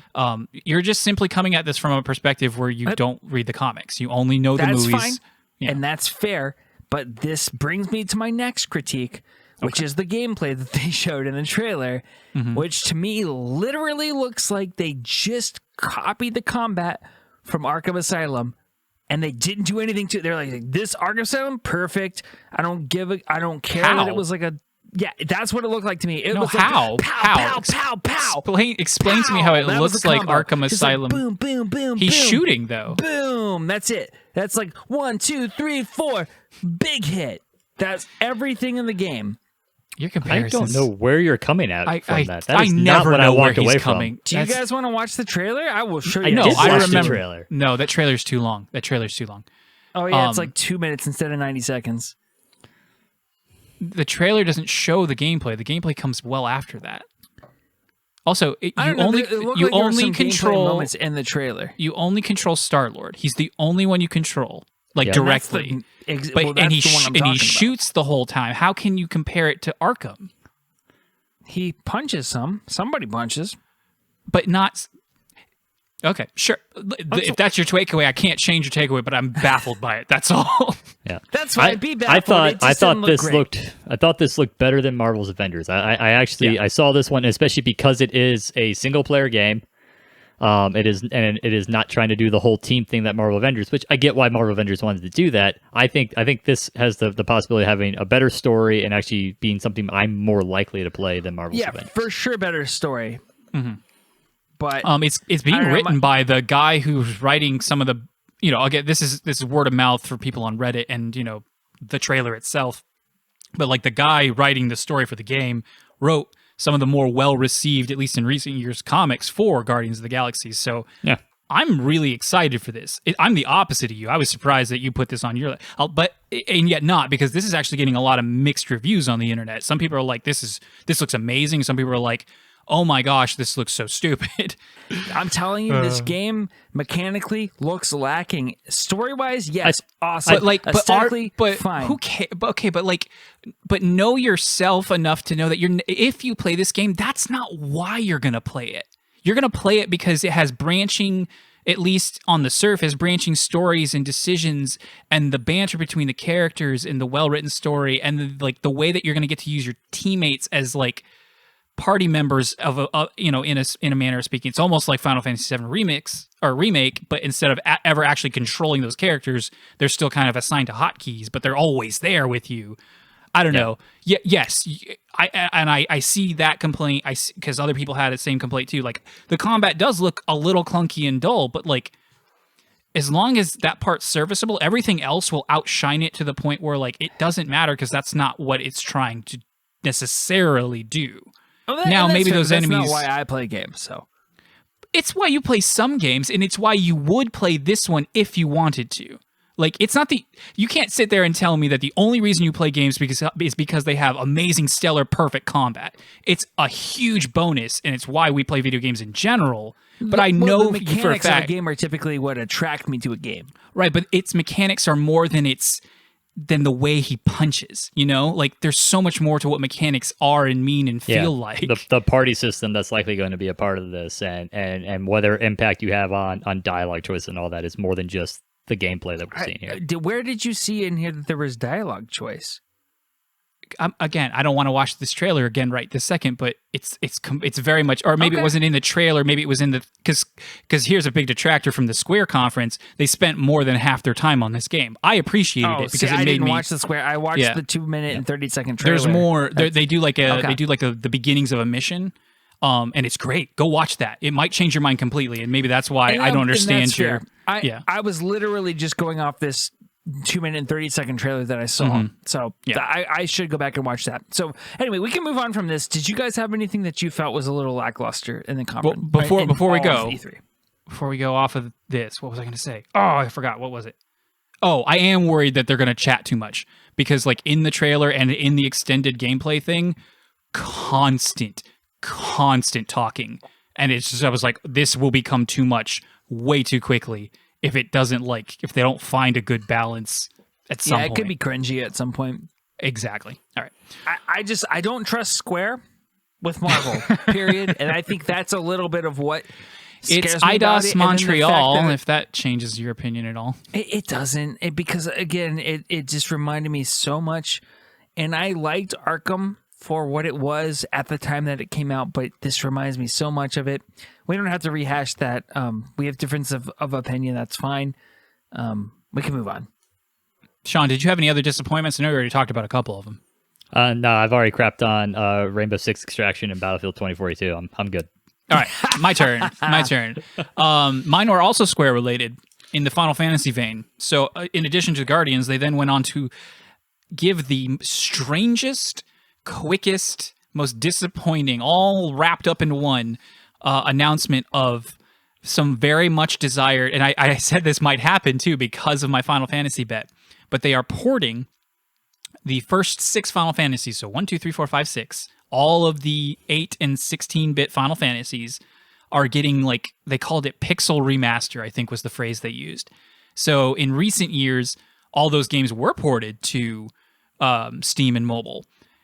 And then, except they were done in this really ugly design. And you just, Google Final Fantasy VI ugly sprites or something like that, and you'll see what I'm talking about. So what they're going to do is they're going to take the original sprites and just tweak them just a little bit so that they mostly look exactly the same, but also just a little bit different. And they look pretty good.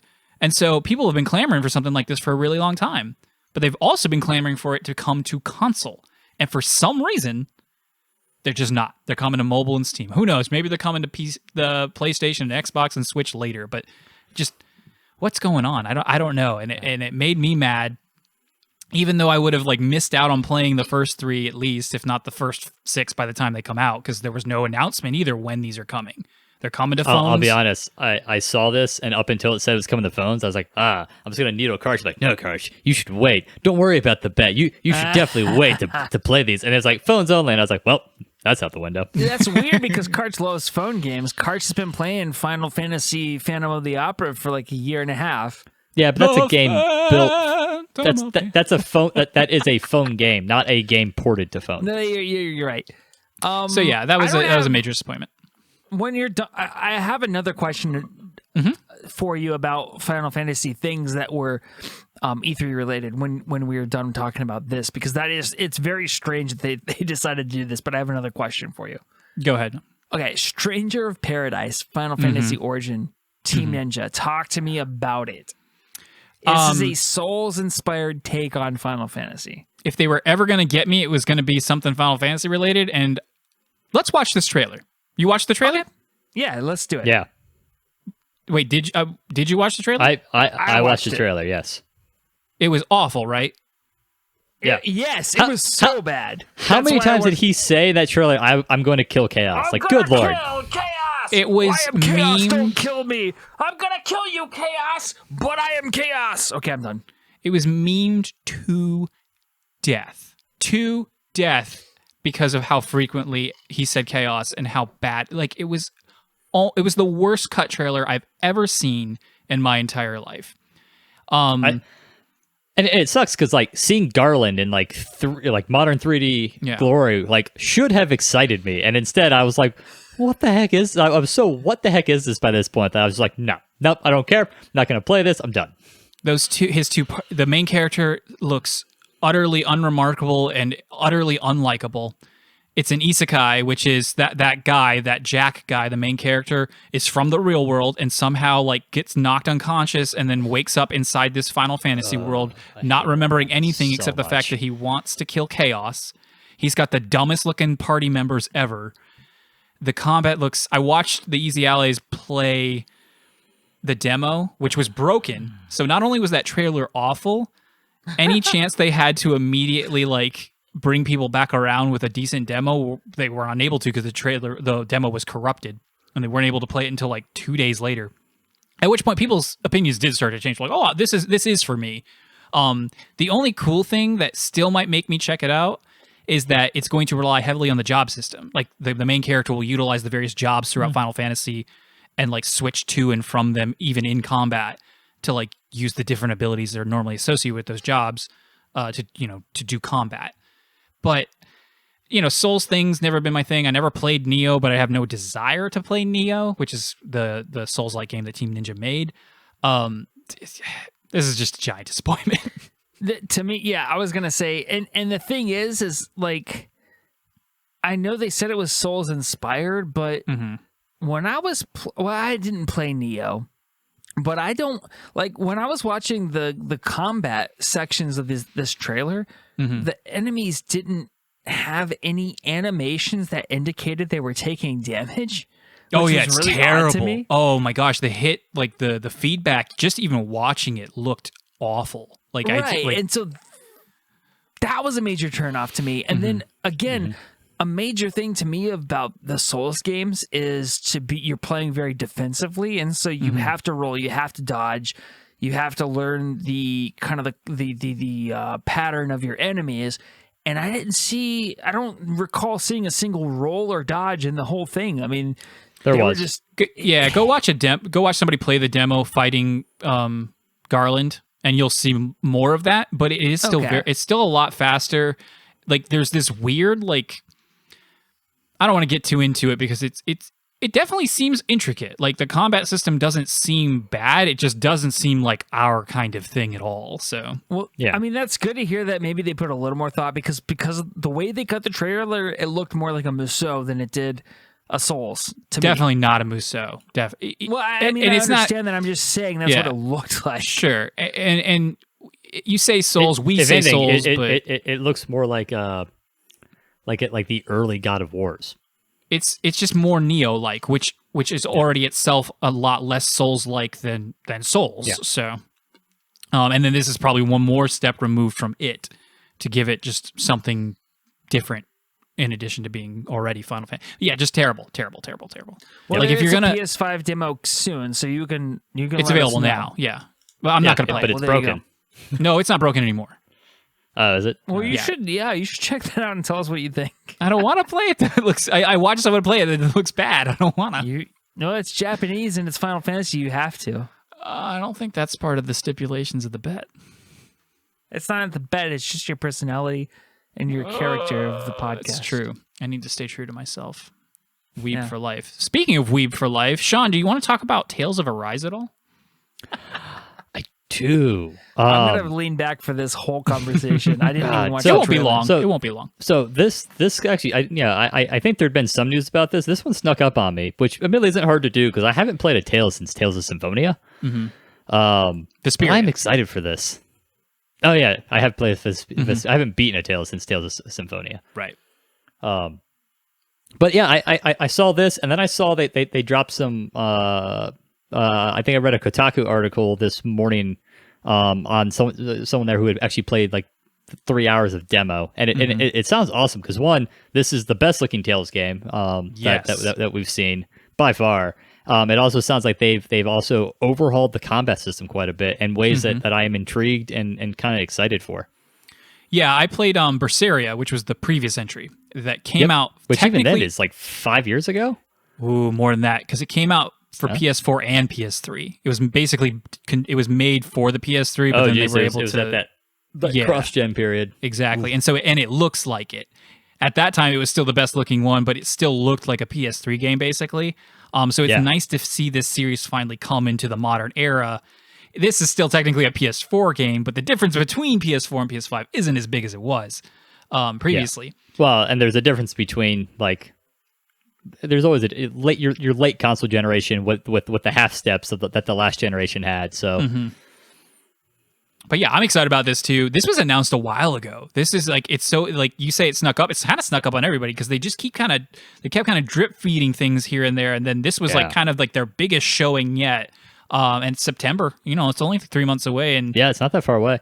And the great thing, Tales is I mean, going back to Symphonia has had like really good voice acting. But to now see like character models that are on are like you said that they're current gen and they're the modern era character models is going to be pretty impressive to play. I'm looking forward to this. Yeah, and it's clearly a Japanese game. It's a JRPG of sorts, and it's going to have anime influences. But there was a time after Vesperia, but before Berseria, where things were starting to get too anime. Everybody was too wafy, and it was too much too much of that stuff I hate, and this does not look like that. And neither was Berseria. Berseria stylistically had that, but it was actually it was a big departure from their usual stories. And I enjoyed what I played of it. I just never finished it. But this one seems to be, again, just different from what they've tried in the past without going too far away. They lost. He's not dead, but he's gone from the company. The Hideo Baba, I think, was his name. He was basically the father of the Tales series. He's not there anymore, so this is going to be the first one without him. So we'll see if that was a good or a bad thing. Jason, you can come back now. Yeah, and like I said, with this coming out in September, I will look into doing this and see, because going back to our game predictions, September was where my predictions of what I'd be playing largely ended. So I have some time to pen it in there. You're gonna pen it in as opposed to pencil it? Yeah. Wow. He's committed. I'm excited. Yes. Boom, boom, boom. Jason, you got any more disappointments or excitements? Hold on. Let me scroll through my list here. I honestly, excitement's just in general, and I think this has been covered ad nauseum by other content creators, so we don't have to really go in depth. But a lot of people said Xbox, quote unquote, won E3. They had the best showing, and a big part of that was what they're bringing to Game Pass. And I think it was said that 27 out of the 30 games that they showed are coming to Game Pass, which just further advances what we've been saying for the past year and a half, which is that Game Pass's value is unmatched. And to me, it just further exploits, like, what in the world is Sony doing with PlayStation Plus and PS Now versus what Microsoft has built this kind of, like, just monster awesome deal. It's crazy. It makes me, I know that eventually it's gonna increase in price. Like, there's no possible way they can continue to do this for $15 a month. But I don't know. Maybe if enough people are on board, it doesn't matter. That's a lot of people. That's like Netflix levels of subscribers, and Netflix still bleeds money all the time. That's a good point. I mean, that's a really good point. I hope it continues. I really do. There's a lot of games on there that I'm excited for. One of them in particular, I believe Back 4 Blood is going to be on Game Pass. And I'll be there for it. Which is great, because it's not something I'd ever pay for, but I would like to play it with you guys, so now we can. Yeah, I know we kind of poked fun at it a little bit, but those games to me are just fun. They're party games. They're fun games. Yeah, that's Turtle Rock, right? They're the original Left 4 Dead developers? I believe so. Yes, they are. So cool. I'm excited for that. I know we've talked about it on the podcast before, and I don't think we have to continue to go into it, but they showed off a little bit more Back 4 Blood, and I mean, I don't think I need to see anymore. It's coming out October 12th, which is that same window as Metroid Dread, so you better believe I'm going to be a Game Pass subscriber at that point, and I'm going day one for Metroid Dread, and I'm going to really enjoy those 2 weeks where I can't go into the plant, and I'm very, very, very excited for October. Yeah, the back half of the year is already stacked. Usually it's just the Switch. I feel like I don't have a lot to play, but I'm going to have a lot to play across, like, every possible gaming device that I own come September, really August, starting in August, which is only 2 months away. But Game Pass has, like, a major release every month for the rest of the year, and I don't have them laid out here, so I can't speak to that, but I just know they have a lot coming. Like, Hades is coming, Fallout 76 is getting new DLC. That's going to be on Game Pass. They're going to the Pit. Huh? Which was they're going to the Pit in Fallout 76, which was the DLC from Fallout 3. That's really cool. See, I didn't know that little bit of lore. I'm like to the point where I would totally, if I had people to play with, like, I would totally jump into Fallout 76 on Game Pass. Apparently, Fallout 76, because they added NPCs and quest lines, is a not as in depth as a main number Fallout game, but is a still enjoyable and playable game as a single player game now. I will totally play that with you guys if you want to. Yeah, I'd rather play something like more hop in, like Deep Rock. Yeah, I understand. So I'll give you a couple last thoughts here, real quick. One was Evil Dead game. As much as it pains me, not interested at all. Like, I love Bruce Campbell, I love it, but those like asymmetric monster fighter games, in the vein of Dead by Daylight, I just don't care. Don't want to play them. Would have loved it if it had turned out to have been either more along one of the other the multitude of Left 4 Dead clones, or if it had been some more storyline driven thing. But that those asymmetric games I just don't care about, and so I'm sorry, Ash. I'm sorry, King Chin. I will not be playing this game. Aw. And then I had something else before I got to Starfield, but screw it, Starfield. Yeah, let's talk about that teaser. Yeah, All right, we real got that quick teaser about for it. Starfield. Before and we go, do you guys get an Aliens vibe from this or not? Nope, I do not. I don't either, but I haven't Okay. seen Aliens. You've never seen Aliens? No, Or Alien? I mean, I've never seen seen it. Aliens. I've never Oh my seen goodness. any of it. I've seen both of them. Jason hasn't seen something important to society and culture that I have. This is a first. Wow. Anyway, I didn't get that feeling mark the either. day. But Nope. people couldn't stop comparing it. And I was like, have you guys seen that movie? That's not what this movie looks like at all. No. And it's been Anyway. repeatedly stated that this is going to be like not exactly Skyrim in space, but this is Skyrim in space. So I'm presuming you're going to be going to planets and there'll be big open worlds, which is Aliens is all about confines and claustrophobic and Right. but Anyway. but also this trailer to me also gave you no indication of anything at all, really, except for Yeah. space. Yep, it's Yeah, definitely in space. Starfield is It's thing a and realistic coming. sci-fi, and that's it. That's all I got from this trailer. I got nothing else, I which is got kind the of crazy that it's less than 18 months away. Yeah. Did they give a window? Because I didn't even see 11, one. 11, 22. 22. Wow. Okay, that's awesome. And also, they mentioned that this is going to be exclusive to Xbox and PC, which I found very interesting. Well, everything's going to be. They already no, said we just haven't talked about it. I'm not surprised at that. They at all. already I'm said not that. either. People wanted to believe otherwise, but they said those words.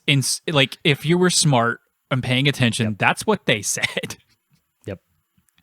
Like And before it this. makes total sense. Like, if I'm Microsoft, like, yeah, of course, that's what I'm doing. Because it's not like Sony pulls punches. It's not like Sony's putting The Last of Us out on Xbox, Right. like... Or even, I mean, how long? I mean, Horizon just came to PC, and many Sony games have, exclusives have never come to PC. So it's and that was almost 5 years ago.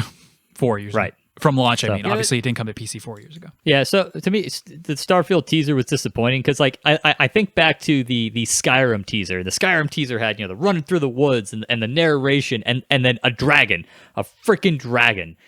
And this was just like spaceship taking off. And it was like, all right, you gave me nothing. You gave me nothing besides this looks like sci-fi to Right. tell me what this game is and get me excited about what's going to set this game apart. That poster was so Mass Effect, too. They're reliant so heavily, like in the way that we can critique Redfall, because they didn't really show us much other than cinematic, and they're really heavily leaning on their pedigree as Arcane and what they did with Dishonored and Prey. Starfield did that even more with them being, Bethesda and having done Skyrim. Here's something I just don't understand. Like, there are people who are frothing at the mouth to play this game. But for what reason? Because they love Bethesda. They love the Bethesda open world games. But this is so different from that. This is like Elder Scrolls 6. I can understand because like there's a nice through line from Morrowind to it. Like, but this you can call it Skyrim in space all you want, but it's still going to be markedly different. How can you just be lining up to play something you literally don't know anything about? Yeah. Drives me crazy. I mean, I've made bad world's a decisions crazy in my place. time. So crazy. All right. Let me get through the rest of my games, and then we'll talk about Breath of the Wild for a bit. Hold on. Sound good? Wait. Oh, okay. Wait. All right. No. Because Karch, you and I are going to have Okay. a little discussion about Diablo 2 Remake, which did we already know this thing was coming out September 23rd? No, 'Cause I didn't know that. this was that announcement. Yeah. We might have known it was Diablo $40. 2 Remake. So September good. 23rd, Karch is going to double dip and play with me on PC. Well, I'm going to PC first, and then eventually, assuming all the reviews for the controls on Switch are good, then I'll get it on Switch too. Okay, that makes me so much happier because I thought you were going to get it on Switch first. Well, no, I would get it on Switch first if there was crossplay, which I know there is not. Gotcha. And so I will get it on PC to play with you specifically. Oh my God, I'm so excited. And because it's only $40, it'll be a lot easier to double dip like 2 months later when you'll fall off in like 3 weeks. You'll be like, I don't want to play this anymore. Get out of here. I mean, I'll You follow up will. after we beat it. I'm not in for the end game, probably, but This will be the first time I ever reach endgame. I'm gonna write it down. Jason will play Diablo 2 remake for 3 weeks or less. Okay, write it down. Wait, you're saying you've never done the end game for Diablo 2? I've gotten to hell. I've never done like the extra, like the Uber stuff. Oh, well, I mean, I probably only have because of Greg. Like I've done hell cow runs. Yeah, and when you're cheating items too. So I'm not cheating items. Yeah, PC's going to have mod support though, so that'll be nice to start there and play there. But cross progression is going to be so good, dude. Look, those fire effects, man. Oh my really goodness! Like just all of the spells, all the the combat still looks a little weird in the character animations and like especially the melee. How the barbarian looks like his elbows are glued to his rib cage, you know, when he's swinging. Oh, but I haven't noticed. It's in general. I think they nailed it. I really think they nailed it. They did exactly what they set out to do. I know Greg has some critiques with the way that, for instance, the way that sources work and their teleport distance, but they're going to give ultra wide monitor support, which will give you a distinct advantage in PvP. And how are they going to handle that? There are very minute details of like the hardcore fans that maybe we fall short on and upon initial release that will have to be addressed. But for the casual, Jason and Karch, like they freaking nailed it, dude. Yeah, I mean, I don't know. I guess they said they didn't change almost anything gameplay wise, so I don't know exactly what people are complaining about gameplay wise. I really don't, because they said they didn't do anything. It's literally how the leap to the next gen impacts advantage for certain scenarios. You can turn that off. You can literally play this game exactly like you used to. You can turn those graphics off at any time. But if somebody is doing PvP versus you and they have ultra wide resolution, they can teleport further than you could in the original. That's the distinct advantage. Is that confirmed?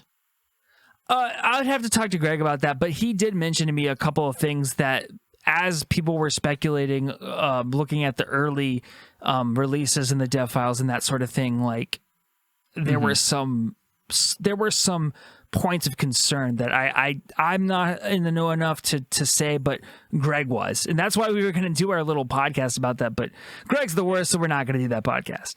Right. And if we pre-order, we can have access to the open beta. Ooh, so, sick. I'll pre-order when a the open beta has not started, but okay. The pre-order is up.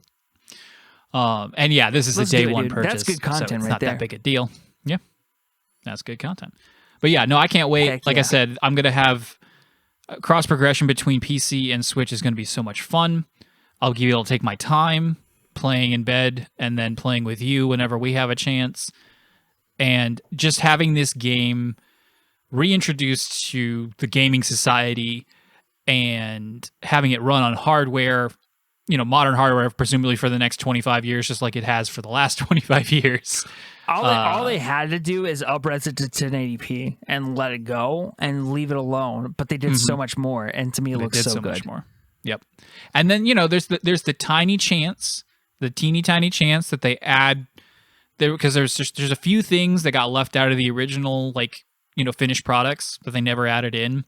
And there's always a tiny chance that they add more to it if it does well enough, or who knows what this means for Diablo 2 and its, and this remaster. Of course, Diablo 4 is also a thing, but Age of Empires 2 just like a few months ago got 2 new civilizations added to it. Because there you go. There you go. Sheesh. So who knows? Maybe we'll get a class or something. That'd be insane. Or an act. What if we got a class in an act? The act would be completely new. I know. Because Act 5 literally finishes the story. I don't even know what they would do. I know there was some cut content from Act 4. That's why it only has like those 3 missions. And so it always felt a little short. But we'll see. Either way, we're going to have a good time with the dearth the opposite of dearth, the breadth of content that's available. The glut. There you go. And I think, to me, it's one of those things, and I think I've said this before, but like a Path of Exile, I'll put that taste in my mouth, and this is going to quench that thirst, because as much as I enjoyed Path of Exile, it was just too much for me. It was just so overwhelming. And this to me is like Now, always going to be the refinement that I that I wish Path of Exile had. now we tried playing this a year ago, maybe a few months ago, and you couldn't do it. Was it only because of the graphics? Because nothing Yes. else has changed. Are you sure? Yes. Because it is very, you say refined, and in some ways it is, but it's also still very old. It's a very old game, and it's a very simplistic It was game. literally just that, like, I couldn't. It was so pixely and so just terrible looking. I hope so, couldn't even look at it. because I'm going to be in there for the long haul. So I'm there, dude. cool. Write it down, Sean. 3 weeks. I'll play more than 3 weeks. He already wrote it down. Roger. The keeper of bets. Not that that's a bet, but It's not a The bet. loser It's of bets. more just. Well, we'll make it a bet at some point. Not right now. sure. All right, you can go on with your other games, Karch. And if there's any we need to look up the trailer for, then let me know. I don't think so. The Guardian. I was going to bring up the Guardians game. We talked about it already. I'm cautiously optimistic. I'm not saying I'll buy it day one. Certainly not day one, but I will be watching it with great interest. Basically, there are things that I could see from between now and launch where I won't want to play that at all. Namely, like I said, the way they handle the dialogue, the banter. Yeah, there's so much of it, and it was good, but there was so much of it. Yeah. And it was overwhelming. Hopefully, it's not like that the whole time. And then another game that kind of falls in that category for me is that Frontiers of Pandora game, Frontiers of Pandora. What is that one? the Avatar game. You mean like Ubisoft you're cautiously Massive. optimistic about it? Yeah, like Gotcha. I'm interested enough to keep an eye on it. I like Massive because I enjoyed the Division. They've also got the Star Wars license right now. They're going through some. I think their head is taking a 6-month sabbatical and then taking on a new job at Ubisoft. So they just swapped out their creative leads. But I'm not a huge fan of Avatar, and I'm still somewhat confused how Avatar is coming back seemingly. But Yeah, it looked like it could be a fun game. it could be. There's so little known about it. It's still very much up Yeah. in the air. So, but yeah, no, it's definitely a game to be cautiously optimistic about for now. Something I'm not cautiously optimistic about, but 100% confident in is the new Mario and Rabbids game that was accidentally leaked. So I don't know if you guys heard that it was leaked, but it was. But this time it wasn't leaked like things normally are. Nintendo themselves accidentally put the pre-order page up on the eShop like 6 hours too early. Yeah. And which is so funny because Ubisoft went first, and all they had to do was not like it was hilarious. And but yeah, I did technically have that quote unquote spoiled, and so when it came up in the conference, it wasn't super surprising, but it's got that classic sequel weirdness. So the first one, I mean, obviously the game premise in general is weird. It's Rabbids and Mario and turn-based tactical combat, but it was all Mushroom Kingdom. It was Bowser's the boss. There was very little like beyond the premise that was like brave or new or like pushing the envelope. This time they're leaning on the Mario Galaxy aesthetic. They're gonna be in space. There's a Rosalina Rabbid. They actually didn't show Rosalina though, which was interesting because so far everyone had a counterpart. You know, their actual character and their Rabbid character. The Rabbids have fused with the Lumas, which are those cute little star things in Mario Galaxy, and they're called Sparks. That's where the Spark of Hope comes from. And people are like, "Oh, it's Nightmare Fuel." I'm like, I don't know. I actually think they're pretty cute. I agree. And on the poster, there is Bowser, but in such a way that implies that he might be an ally this time, which I am always a huge fan of making Bowser an ally, because anytime you do that, that game is immediately 10 times better. It happened in Super Mario RPG. It happened in Paper Mario and Thousand Year Door. It happened in Mario and Luigi Bowser's Inside Story. And all three of those games are some of the best Mario games of all time. Funnily enough, they're also all turn-based combat games. Huh. And so is this one, technically. But yeah, it looks like they're just going to give you more, but better. Luigi doesn't have a sniper rifle anymore. He has a bow, which is fun because it's different. Everyone had guns before. And so now it's like, let's change it up a bit. Mario's got 2 pistols instead of the 1 pistol. It is interesting that it looks like instead of the grid, everyone's kind of got like movement radiuses. Yes. Or radii, I guess.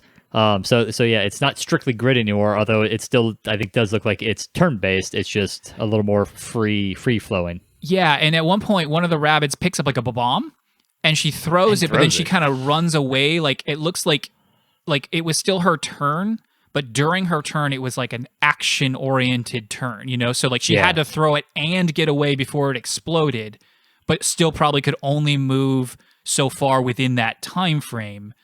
Yep. So it's very interesting. I'm very excited to see because that game had excellent strategy. I wonder if it'll pull a bit from the Worms Battlegrounds, because like I know because they recently had a 3D one a couple years ago where like a lot of times in those like you would throw a grenade and then it still gave you like 5 seconds where you could move your worm a little bit before your turn ended. So you may get some limited movement after some actions in this game in order to kind of give you some more tactical options. Yeah, that was the first game. The biggest positive I could say about the combat is that it utilized movement very, very well. Things like Fire Emblem and Final Fantasy Tactics, other grid-based tactics games, usually don't incorporate movement in a very unique way. And that was the opposite of true in the first Rabbids. It definitely seems like they're going to go even bigger in this one. Yes, you figure. I mean, the jumps and the dashes and whatnot were very critical. I mean, dashes. I remember Rabbid Luigi got to the point where he could like dash through like 5 or 6, like 4 or 5 enemies, and it was extremely powerful. Yeah, and he could leech HP, and it was great, and it was kind of how you could win certain fights easily. Anyway, Jason, did you play the original? Yeah, I played the original. My one ask for the sequel, and they mentioned how they had refined combat and made it more fluid. My one ask would be, you mentioned how like movement was so important. I totally agree. I liked the way that they did it in the first one, but what I would want for this one is if you could take a character, say, I'm going to move here. That's my plan anyway. Once I move there, what are my options? What's my attack radius? What if I use this attack? What if I use that attack? That, if I recall, wasn't present in the first game. It's like once you moved, you're committed to being there. No, I'm pretty sure it was there. I'm pretty sure I remember quitting playing because that wasn't there. But if that's the case, I'll go back and play the rest. Because, I mean, maybe you're right, because that would annoy me too. Because in all the good tactics games I play, it lets you do that. Right, yeah. Only the oldest ones. Like you can't like say I'm gonna put a character here and then just kidding, I'm gonna cancel. Maybe that's what it was. It's like once you moved, you moved. That's it. Like you can't go back and undo that action. I don't remember. Maybe. Anyway, that was like my one thing. If you could get a little bit better, like planning horizon on the attacks. Is that really the reason you stopped playing? Yeah, I couldn't take it, dude. I couldn't take it. You couldn't adapt at all? No, because I was getting my butt kicked on this one level and I couldn't beat it, and it was. But it wasn't really because of the. crazy. It wasn't because of the canceled movement thing. It was, man. I couldn't play. I can't believe that. I can't believe this is why you don't play games, because you give the you're like Jerry Seinfeld in that episode where he won't date people because they eat peas with like one at a time with their fork. That's pretty much gosh, me. Yeah. Somebody go look that up. I'm curious. I will later, or you can do it now while I talk about Mario Party Superstars. I will. Yeah. I'm gonna look it up. I got the tab on mute, but I'm gonna look up YouTube videos. Hey, Karch, before you get to Superstars, and I probably shouldn't do this because I'm breaking up the Mario flow, but Salt and Sacrifice. Yeah, that looked cool. That because I think it was that one, and then we actually get to see a bit more of Solar Ash, which I'll talk about in a moment. But yeah, that Salt and Sacrifice was kind of you're this mage hunter, and the mages aren't like feeble little people with hats on. They are like gigantic hulking monsters that you're eventually ripping the hearts out of. Like that is an indie that I am kind of curious, and it seems like it's like there's a period there where you could tell your person was like picking a class and a build. So there's almost some like D&D class based elements. So that's it's a Did you play Salt and Sanctuary, the first one? I did not. So this is the sequel to that. Okay. By the same studio at the very least. Already released. Salt and Sacrifice is it already came out in like 2015, right? No, that's Salt and That's what I just said. Salt and Sanctuary. I don't know, man. Okay, keep going with this conversation. I do though. I know because I know. I googled Salt and Sacrifice release date and it says June 2015. That's all I'm saying. There's no way this game came out 6 years ago and they're just now bringing it back to E3. Okay, look at my computer. Salt and Sacrifice release date June 2015. I don't know. That has to be. It says book. It's a book by John Carlisle O'Neill. Well, I can't read. Maybe they have an audio version for you. Keep going. Anyway, what I was originally going to say is yes, there was a first entry, and then it was Souls-like. At least that's how it was billed. And so yeah, like you said, like where you get to pick classes and you're going to have a build like a Souls game, or really any RPG, honestly. But I remember that original. Like it was on my short list, and it just never quite got to it because I was like, oh, I'll wait for Switch, and then it came to Switch. I was like, oh, I'll wait till I'm ready, and then I was just never ready. But it looks cool. Okay. Well, maybe I'll check out Sultan Sanctuary and get because it's probably not all that expensive at this point. Oh, I'm sure it's like $15. Yeah. And then Solar Ash. Its build is like Solar Ash for 2D. Go ahead. I was just gonna say its build is like Bloodborne as a 2D, 2.5D. I will probably in general. I don't like Souls games for 3D. I find I enjoy them more if they're 2D games. So Hollow Knight. Yeah, still gotta get it's on my list. No, so we saw Solar Ash a while back, and yeah, that was the very very kind of fluid movement right up until you climbed, and then we really didn't get to see much combat on it. I noticed in this one, which it was basically just you fighting like a giant manta ray, for lack of a better term. It was interesting. One, climbing still seems to like totally break the fluid movement, but you jumped up on the mana ray, and then it became like you were dashing around trying to hit kind of damage points, and it became very very Shadow of the Colossus-esque of, hey, I got to take down this big beast by climbing over it and attacking critical marked locations. So I am maybe a little more intrigued with Solar Ash after E3 than I was from its first trailer. Cool. Yeah, I don't remember much of it, and I didn't see it this time around. Was that at Xbox's conference? That was at Summer Game Fest. Oh, yeah. I caught none of that, unfortunately, except for the Elden Ring trailer. I just happened to be free at that moment. Because the Sultan Sacrifice and I think the Evil Dead and the Tiny Tina were all Summer Game Fest. Yeah, I did. I caught the Evil Dead one because it was the one, I think that was the last thing they did before the Elden Ring. I was like, okay, well, we're only like 5 minutes from the end. So, cool. So yeah, my last thing of positive review impressions would be Mario Party Superstars, which is a new Mario Party, a brand new full $60 game, which is a little annoying, of remade N64 boards. So the first 3 Mario Parties originally came out on the N64, and so they're taking, I guess, the 5 best boards from those, and then they're putting them into this game, taking 100 mini games from across the series, but probably, again, mostly from the early parts on the 64, and putting them into this game. But they're giving it that Super Mario Party spin, and it's going to have online play. And I'll get this because I didn't buy the original. I'm mooching off of Matt's copy, and so I'll buy this one myself. And the girls love it, and we love playing, as a family, so that's not that bad. But as far as like a consumer and, like quote unquote gamer perspective, this is kind of a piece of crap. It's cool that they're going back to these boards because Peach's Cake and a lot of the 64 boards are some of the best in the series. Yep. But this should have been DLC. There's no reason this shouldn't have been DLC years ago. Only 5 boards, which is either the same or even one more than Super Mario Party, which never got more boards either. Like, it's just, come on, what are you doing?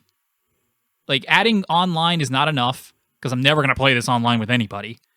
Yep. And it's just, this should be DLC. And if it can't be, whatever, make DLC for this game, though.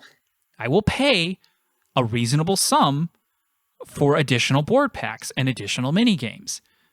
But make it an option, Nintendo. Like, I don't understand. Like, they're all in on phones and the garbage gacha practices that come with that. Why can't they do the same in the console space? I don't understand why they're willing to be the same there, but not the same over here. It doesn't make any sense to me. The thing is that they do it on like games like Smash. I mean, they don't have a problem charging you for extra characters, extra maps, right? Exactly. It's like I don't know. Maybe the people in charge. It's always confusing to me how much autonomy they give the various teams within Nintendo, because sometimes it seems like that's exactly what's going on. It's like the Mario Party team's like, no, we don't want to do that, and they're like, okay, like I guess that's just not what we're doing. But overall excited because, again, Peach's Birthday Cake, probably the level we played the most growing up. It's interesting because you figure 5 boards is pretty par for the course for a Mario Party, if I recall.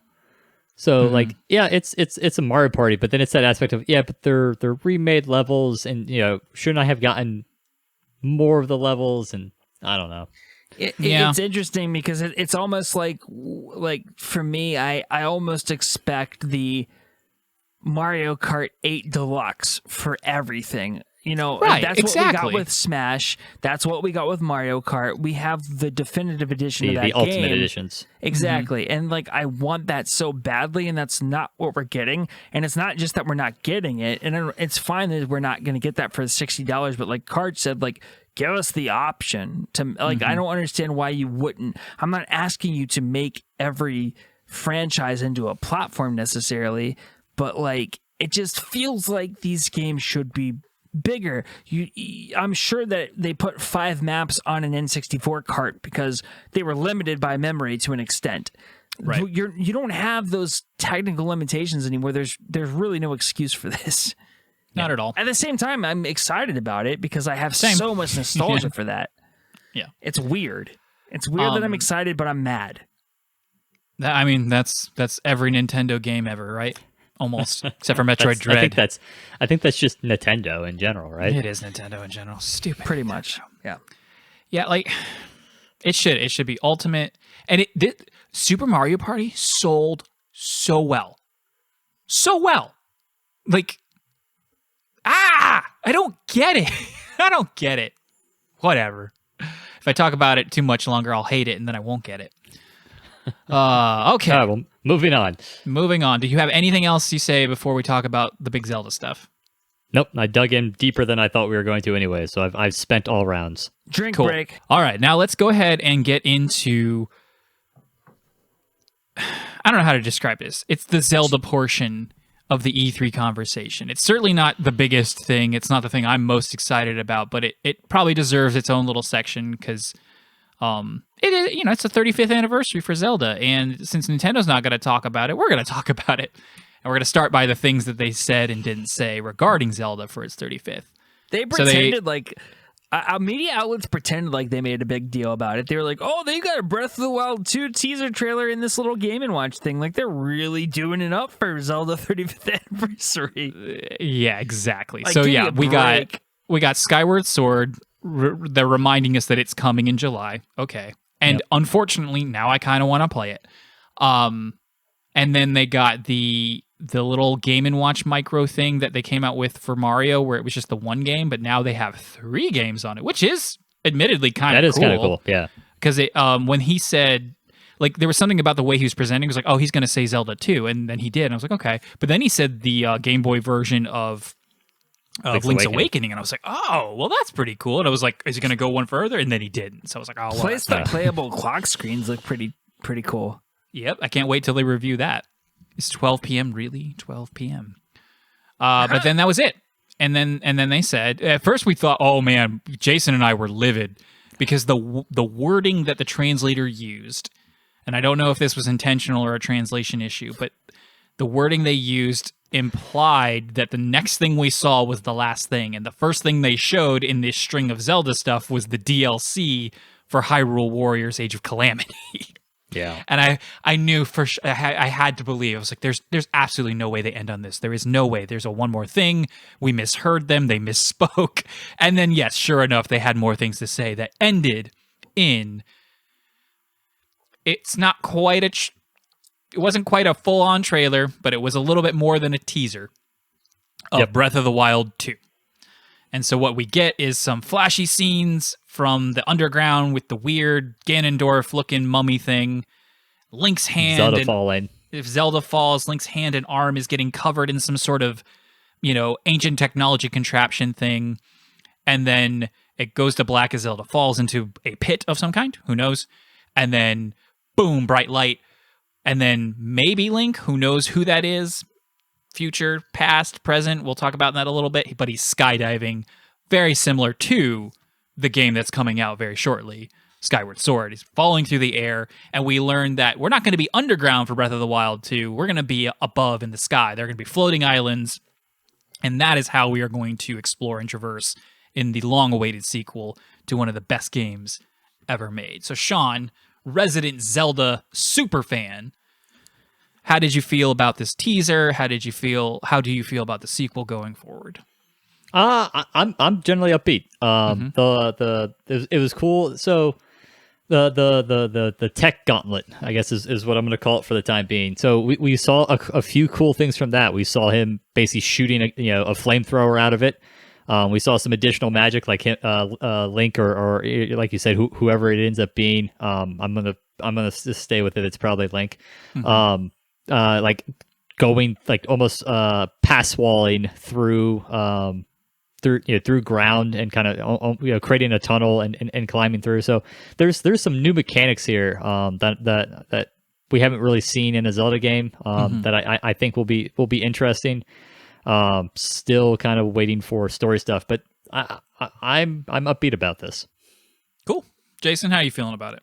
I honestly, to me, like, I don't know enough about the Zelda franchise to metagame on this. I trust Nintendo with this franchise. I think this is going to be a really good entry, and I definitely going to play through it.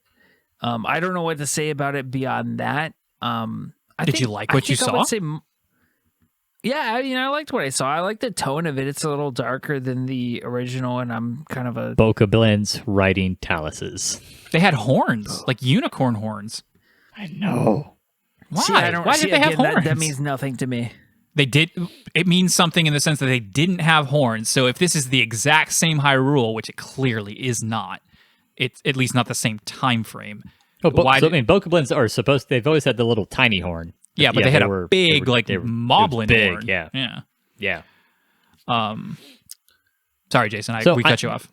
No, that's fine. Would you guys say your reception on Twitter and Reddit, like, people were overall positive about this, or how did the fans perceive this? I think no idea. For the most part, the internet. I will speak for the internet now. The internet was just so hungry that they were okay with anything. The internet's always hungry. They are so hungry. And people love a good speculation. They like to speculate. So we'll go ahead and do that too right after I give my impressions. And that is, I can't believe we didn't get a title. I don't understand why we didn't get a title. Breath of the Wild 2, baby. They've said it has a title, but they don't want to tell us because it's linked to the story or the gameplay or something, and they don't want to reveal that yet. They're always going to give us the title before they can give us the game, though. So that kind of really makes no sense at all. Nintendo knows how to bait like the internet's hunger. They really. And you know what? That's they exactly why I'm like know how. That's why I'm mad. Like they were willing to show. Mad's not the right word, but that's why I'm a little bit like flat faced.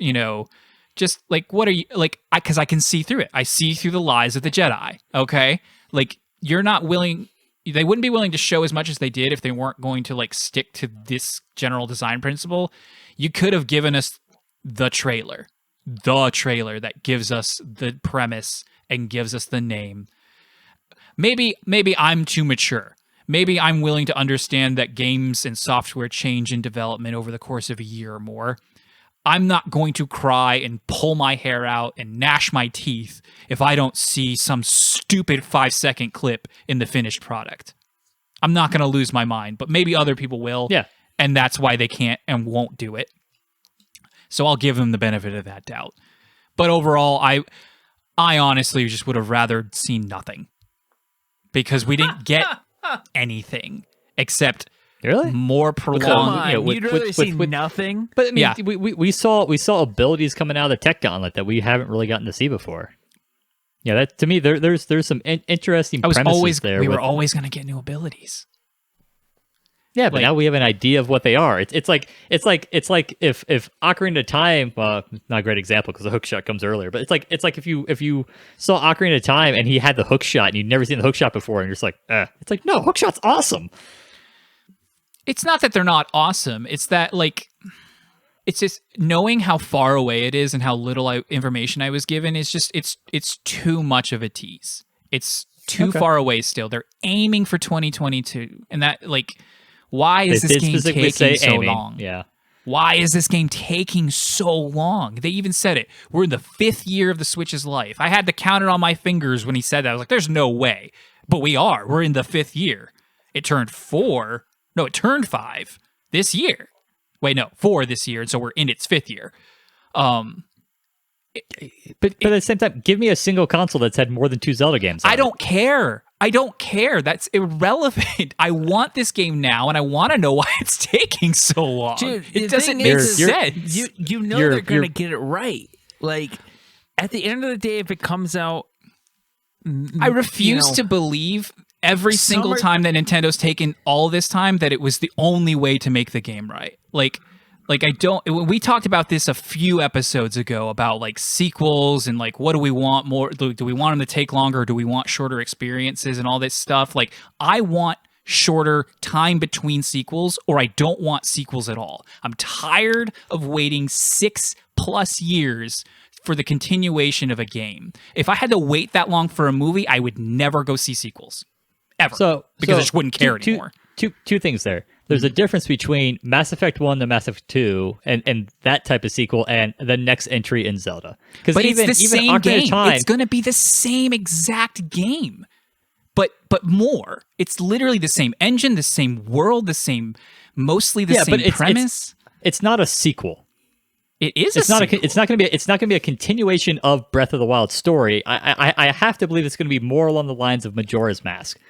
It's not. It's that's absolutely the same link, a sequel. It is 100% a sequel. It's a direct continuation of the Zelda and Link that we've gotten in the broken high. Like, yes, the setting might literally change, but it is a continuation of this idea. Whereas in Majora's Mask, I don't think there's going to be a through line story thread between these two games. They're going to be both be standalone story threads. No, there's no way. No? There's no way. This is going to be some weird timey-wimey where Link is also the 10,000-year-old hero, like, and it loops back to the beginning of time. Like, I guarantee that's what it's going to be. I don't think Ganondorf hero thing that one guy was. I don't think that's the case. But I do believe we're going back in time.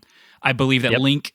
I believe that Link of Breath of the Wild is also the hero 10,000 years ago referenced in Breath of the Wild. I absolutely think that this is linked to that the two of them are this, like, you know, that it is a direct sequel. Okay. I think they refer to it as such. They call it the sequel to Breath of the Wild. I think there'll be through lines in they called Majora's Mask a sequel to Ocarina of Time, and I would not call it that. I wouldn't either. So I think there'll be through lines in the setting and the lore, but I don't think there's going to be an overarching storyline that you can point from Breath of the Wild to this game that creates that is one cohesive story. I think they're going to both be their own separate stories involving the same characters and setting. Even if it isn't, that is irrelevant to the game making process. The fact that, again, this is the same hardware. It's all the same. And you want to use Majora's Mask as an example. That game was rushed for sure, and it came out in a year, and you can kind of tell. Yep. But this is the exact opposite of that. I'll give you that point for sure. But also, yes, don't get me wrong. I want another Zelda. I don't necessarily care when I get it. I don't really at the end of the day. But when they want me to, sorry, go ahead, Jason. All I was gonna say is, Karch, you said it yourself. Breath of the Wild is one of the best games ever made, and they are trying to follow that up. And if it takes them an extra 6 to 12 months to do that, I'm going to give them that. And at the end of the day, the product will speak for itself. If it comes out and it's fantastic, it was worth it. And if it comes out and it sucks, then Nintendo's doomed, and they should sell out. They should only be a software developer. They should stop making hardware. The caveat there, they want me to care about this game until it comes out. They are not content. Companies are not content with me just sitting and be like, hey, see you in 7 years. I'm not going to think about or talk about your game on the internet or with my friends at all. And that's not what they want. They want me to care. They want to loop me in, and they're doing a crappy job at that by both extending I'll give them COVID, sure. If COVID didn't exist, this game probably would have been out either by now or at the end of this year for sure. I guarantee it. But it did happen, and there's nothing we can do about that. But they could show us more. They could show us more, and they probably wouldn't suffer for it. If only they would only benefit from it, and I would be happier. Everybody would win. I don't understand why I'm not seeing more of this game. I want more. Yeah, give it. All right. Yeah. I got to see more of Zelda. That makes me happy. Would I like to have seen even more? Yeah, sure. But yeah, There was enough there that there's enough there that intrigued me that that's gonna let me talk about Zelda with my friends, which is always fun, and then other things that's like that looks pretty cool. I'm excited to see that.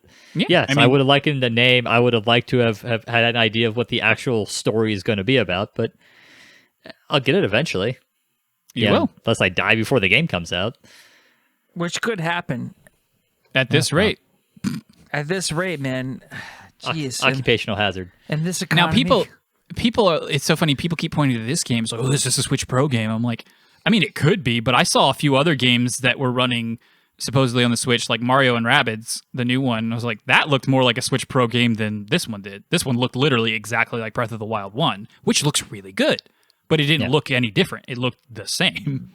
Now I'd have to do like the lighting looked better. You know, those first couple shots where he's running on those sky islands and it's like kind of a sunset sunrise situation. I was like, oh, that looks really nice. But yeah, you have to consider like handheld versus TV, frame drops, blah blah. And that was early development life cycle. Yeah, they hadn't optimized the use of the Switch's hardware yet. Well, they developed the first half of for the Wii U. Right. Yeah. Blah blah blah. Right. Blah blah blah.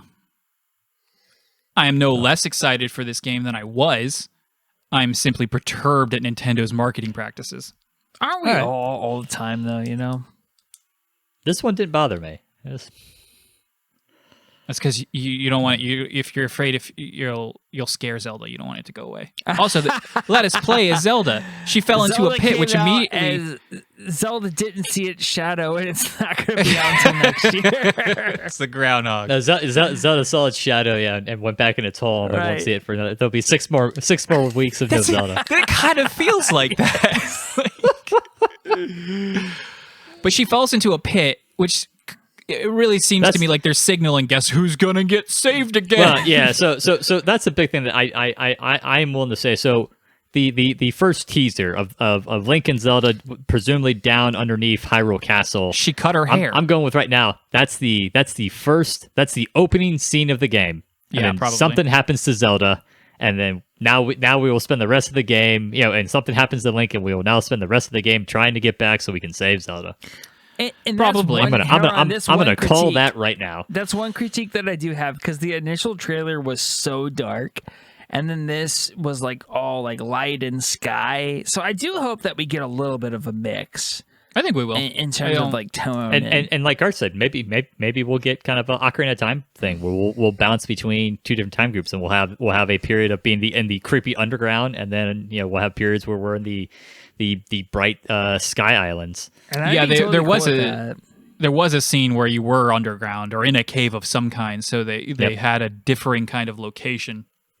That's what he uses, like the flamethrower ability. Lots of hints though, like there's no way this doesn't involve some kind of time something, whether it's travel or skip or as long as there's something. not a crazy moon trying to crash into the planet, I'll be happy. Dude, bring it all in. Bring it all. No. I can't handle like this like weird little 90-minute time loop thing. I can't do it.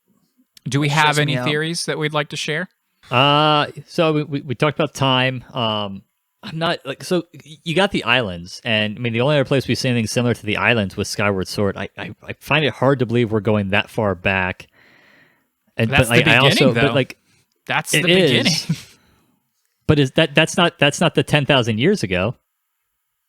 It's because even the 10,000 earlier, years ago isn't it? had well, yeah, that's my point. Like, I don't think if we're saying that Link is also the Link of 10,000 years ago, where the Guardians were first there. Yeah. It could be post Skyward Sword, pre anything else. It would be full formation. It could be pre Skyward Sword or post Skyward Sword, pre Ocarina of Time. Yeah, I've never played Skyward Sword, so I don't know exactly how much sense that makes or doesn't make. I don't like. Part of me wonders if it's going to be like a because we saw like Hyrule Castle begin to float in the original teaser trailer. Obviously, the starting area was a floating island. Was it floating? I thought it was just a giant plateau. I always got the impression that it was floating. Pretty sure it's just a giant plateau. Is it? I thought its base was like covered in clouds. Then maybe then I don't know. Because it also that starting island to me is essentially like the Temple of Time is there. That's so true. like it always struck me as like they moved that from where because also Hyrule Castle is not where it's historically been, or it's not where it's been compared to Ocarina of Time. It is where it was compared to Twilight Princess. So like I took this as like the original location of Hyrule Castle and Hyrule Castle Town. Part of it got raised up to form this island.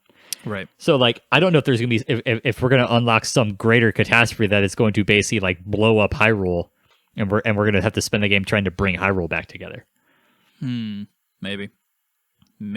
Like whatever in Skyward Sword eventually brings all the well, that's the thing because the land is supposed to be there in Skyward Sword that it's just chock full of monsters and therefore the Highlands live up in the sky. So I don't know. Do you think we'll have temples again? Temples and dungeons and I stuff? think this one will be it'll be open world. It'll be less. Yes, it'll be more of a linear Zelda experience. Do you want temples back, Jason? Me personally, knowing the way that I play these games, I was fine with the shrines interspliced with what were those Divine called Beast. when you got to the 4? What were those things called? Divine Beast. Yeah, the Divine Beast. So the Divine, in my mind, the shrines were like these little bite-sized things, and then the Divine Beasts were the temples. I was fine with but with that they were basing. still like miniature temples compared to your historical Zelda temples. Sure. So if they kind of expanded on that and kept the shrines, but then made the kind of quote unquote Divine Beast segments more like temples, I would be totally fine with that. I don't need to have as many temples as, say, Ocarina of Time, because that's just not how I play games anymore. That's very Jason centric. But that's my opinion. Is I'm fine with those little bite sizes because I really felt like I could sit down and I've talked about this on the podcast before, but this game came out about the time that my son was born, and it was nice to be able to sit there and cradle my son with the Switch in the hand and get through 2 or 3 shrines and feel like I made progress, as opposed to like, other Zelda games I've played is like Wind Waker. I got in and I'll get halfway into a temple, have to take a break, come back, forget where I was, forget how the map worked, forget how the level was laid out, backtrack a million times, and then I might play for 30 minutes and not make any progress other than remembering where I was in the first place.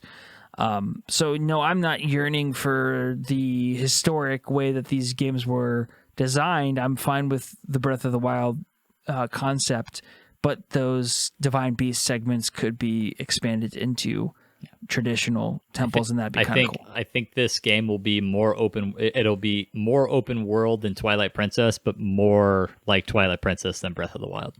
Be interesting. I do think they are going to try to fuse the two. I have no idea how they're going to. I believe they can. I just don't know how they're going to. Well, and part of me thinks that's like you'll have these islands, and you'll be free to explore maybe a group of islands, but you'll need to get an item or a power up or something in order to reach the next group of islands. In order to and as such, you'll be limited in how much you can explore at a time. And that might not be linear. Like island group A might require an item that can be achieved or acquired in any order or time frame you want, right? And B and so forth and so on. Yeah, but yeah, that'd be cool. Weapons. That would be cool. I didn't see him use one. Did you see him use one? I don't believe I did. No, I only watched the trailer, trailer once, but I don't think I did. No, because his arm, it's his sword arm because he's a righty now. Link is no longer a lefty. I know. I'm sorry, Sean. But that's his weapon arm. But he's also going to be using his powers on that arm. And now I guarantee they were just showcasing those powers for the trailer. Although when he did the fire thing, he had something else on his left arm. It looked like almost like a dragon head, like one of those old school like Chinese rockets. If I'm not mistaken, I'm pretty sure the fire was coming out of his other hand. So like, I was gonna say, what about weapon degradation? But now I'm like, are we getting super crazy? Are there even gonna be like swords and bows? Like, are they gonna somehow get rid of that? I don't know. That'd be weird. It would. And also, like, what happened to the Master Sword? What happened? Well, it doesn't exist anymore because we went back into the past. I don't know.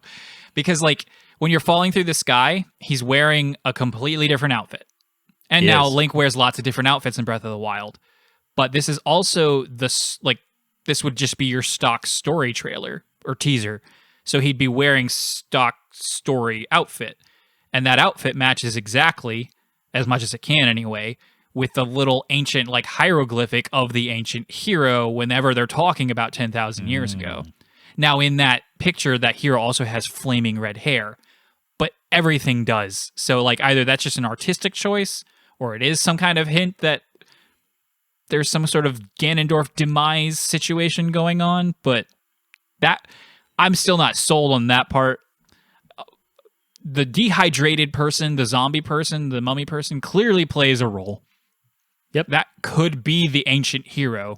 We could have been using their corpse that's interesting. As some sort of like they're gonna pull an Assassin's Creed and use the memory the memories embedded in the DNA in order to relive their experiences. Maybe like whether or not that person is also like Ganon or the body of Calamity Ganon or whatever. I'm not sold on that necessarily, but obviously that mummy person's important. And very well be. Maybe the original hero, like for whatever reason, because had to absorb the body of Calamity Ganon in order to stop him, or the spirit of the Calamity in order to stop it, and therefore sacrificed himself. Maybe, yeah.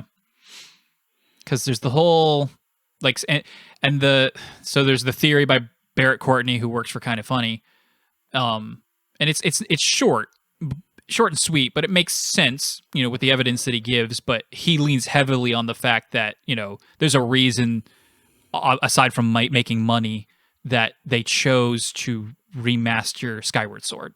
That the whole origin story of Zelda, Link, and Ganon, / Ganondorf and Demise and all that in the Master Sword is going to be very important to the fact whatever they're going to do in this sequel. So we shall see. We shall see. On the Switch, maybe a Switch Pro. No Switch Pro. No announcement. Pro. Man, we were so sure. We being the internet. I don't know how sure you guys were. I was pretty sure. I was pretty sure. I'm still skeptical we'll get one, but all I know is that I'll buy it. Yeah, I will too. Those DLSS rumors were pretty heavy in the whole 4K blah blah blah, and I don't know, I mean, it could be maybe it's we had a while back where we were supposed to get that Netflix live action Legend of Zelda, and then it leaked, and then Nintendo canceled all of their cinematic projects. So maybe that leaked, and they went, you know what? Fine, no Switch Pro for you at E3. Right. At the very least, a prototype for this console exists. No, I wouldn't either. Like I said, a prototype exists. Every other day they're probably like, should we do it? Yeah. And then the next nah, we shouldn't do it. They just can't figure out when and how. And I'm sure the chip shortage has totally it may be that they want to do it, but with the chip shortage, they just don't want to try to put it out. It'd be too much of a hassle to put out for them. And yet we've also yet to see something that could run, but what's going to benefit from this? I haven't seen anything yet. There's no even hints or rumors of something that might need the Switch Pro. And so until then, it's still just it could and probably will, but who knows when or if. I'd love to see them lean into the hybridness of, the streaming capability. And, obviously all Nintendo IP will continue to be natively run, but all these other AAA games could be streamed. There's literally better reason. about that in Japan. It's just here in the States we don't get a lot of that. Yeah, it's kind of annoying because I didn't even know that the Guardians game was going to be streaming exclusive on Switch. I didn't hear that anywhere. I heard it after the fact. I don't know if maybe it was in tiny text that I didn't. That I didn't see on. Well, maybe it's Japan only. The trailer. I mean, who knows? No, it's not. Wish... It's not. Okay, good. I mean, because the control wasn't. You could do that in the U.S. right now if you wanted to. I don't understand why they don't lean more into that. It's not like it's so crazy. Plenty of platforms are doing that. Yep, Hitman 3 was, I think, the first cloud version to come day and date. Control came well after the launch, and then the other ones that we mentioned were Japan only, and I think only for a limited time, even. Yeah, I got the impression those were Nintendo trying to test run this system. Yeah, probably some beta. That's the other thing is they're not going to have the back end infrastructure, I think, on par with a Microsoft for doing this. So I mean, no, but who are they utilizing? Someone either they're going to utilize the Azure services, which is Microsoft, or they're going to utilize AWS, which is the equivalent. Like it's just as good. Sony's doing the same thing, and Nintendo got really buddy-buddy with Microsoft in the last year, so it wouldn't surprise me. Could be. Right. Game Pass on Switch win! Yeah, I wish. That was, oh my God, when that rumor was going around, I was in heaven. You think that's dead? Or never dead. real? It's dead. Yeah. It's dead. So before we wrap up, was there anything that wasn't here that you were really like upset about? Like where you were like, oh man, where was this? Or I was really hoping this would be here. Prime 4. That's a good one. Which one? Final 4. Fantasy 7 Remake Part 2. Oh, yeah. I never thought that was coming.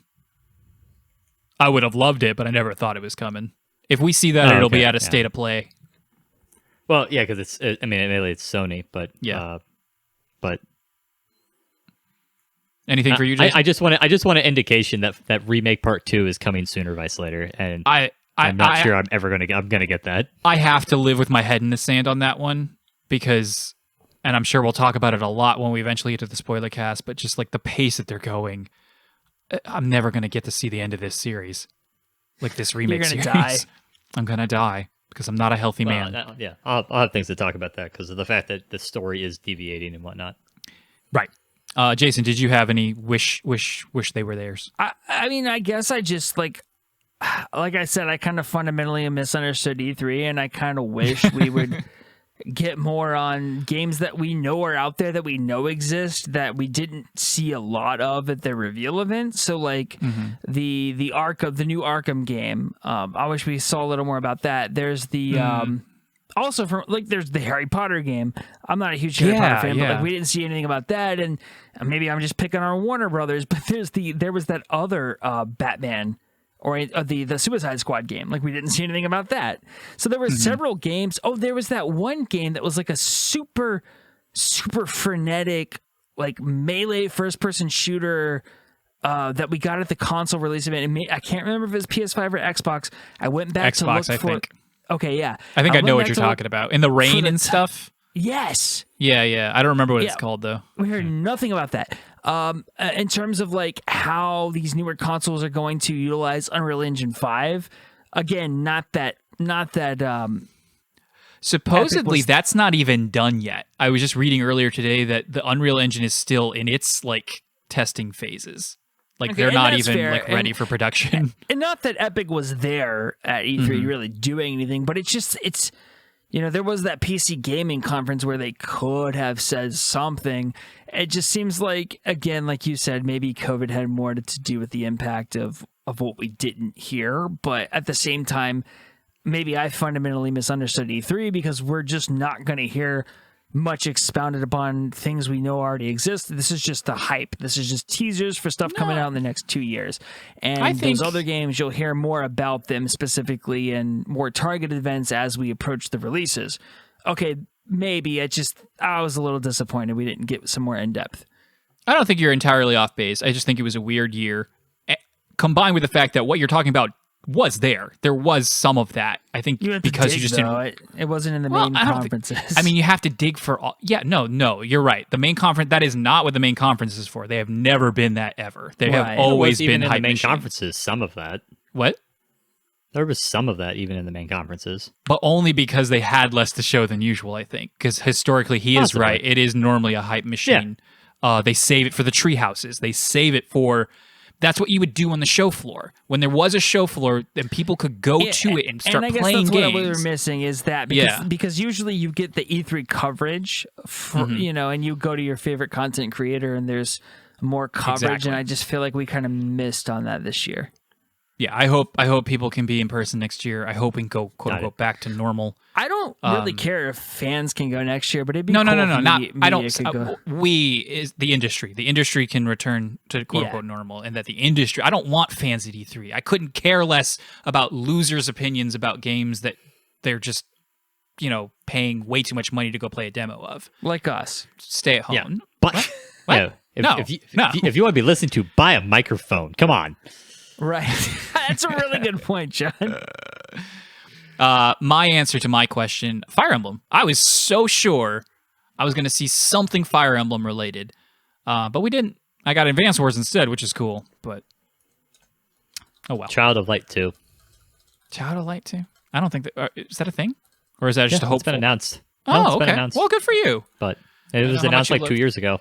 Oh, there was a Switch game. I think it was a Switch game. It was some turn-based RPG, JRPG inspired, but it wasn't very anime. But like it looked pretty good, and I'd never heard of it. And I looked it up later, and I've already forgotten the name again. But I like the art style. It was pretty cool, hand drawn instead of nice. Yeah. So it had that weird look that some hand drawn stuff does when it's animated, where it's kind of almost like papery, but not as bad as usual. Yeah, I got what you're talking about. Nice. All right, Jason, that'll do it. Okay, let's do it, everybody. We're signing off. That's all we have for you right now. I love this podcast. I love video games, and I love YouTube. Lovely enoughers. That's all we have for you this week.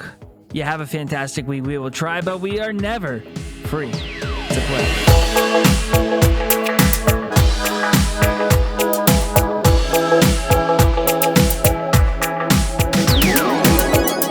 I forgot to mention shredders. Snowboarding game, man. Remember snowboarding games? I do. There were a lot of them.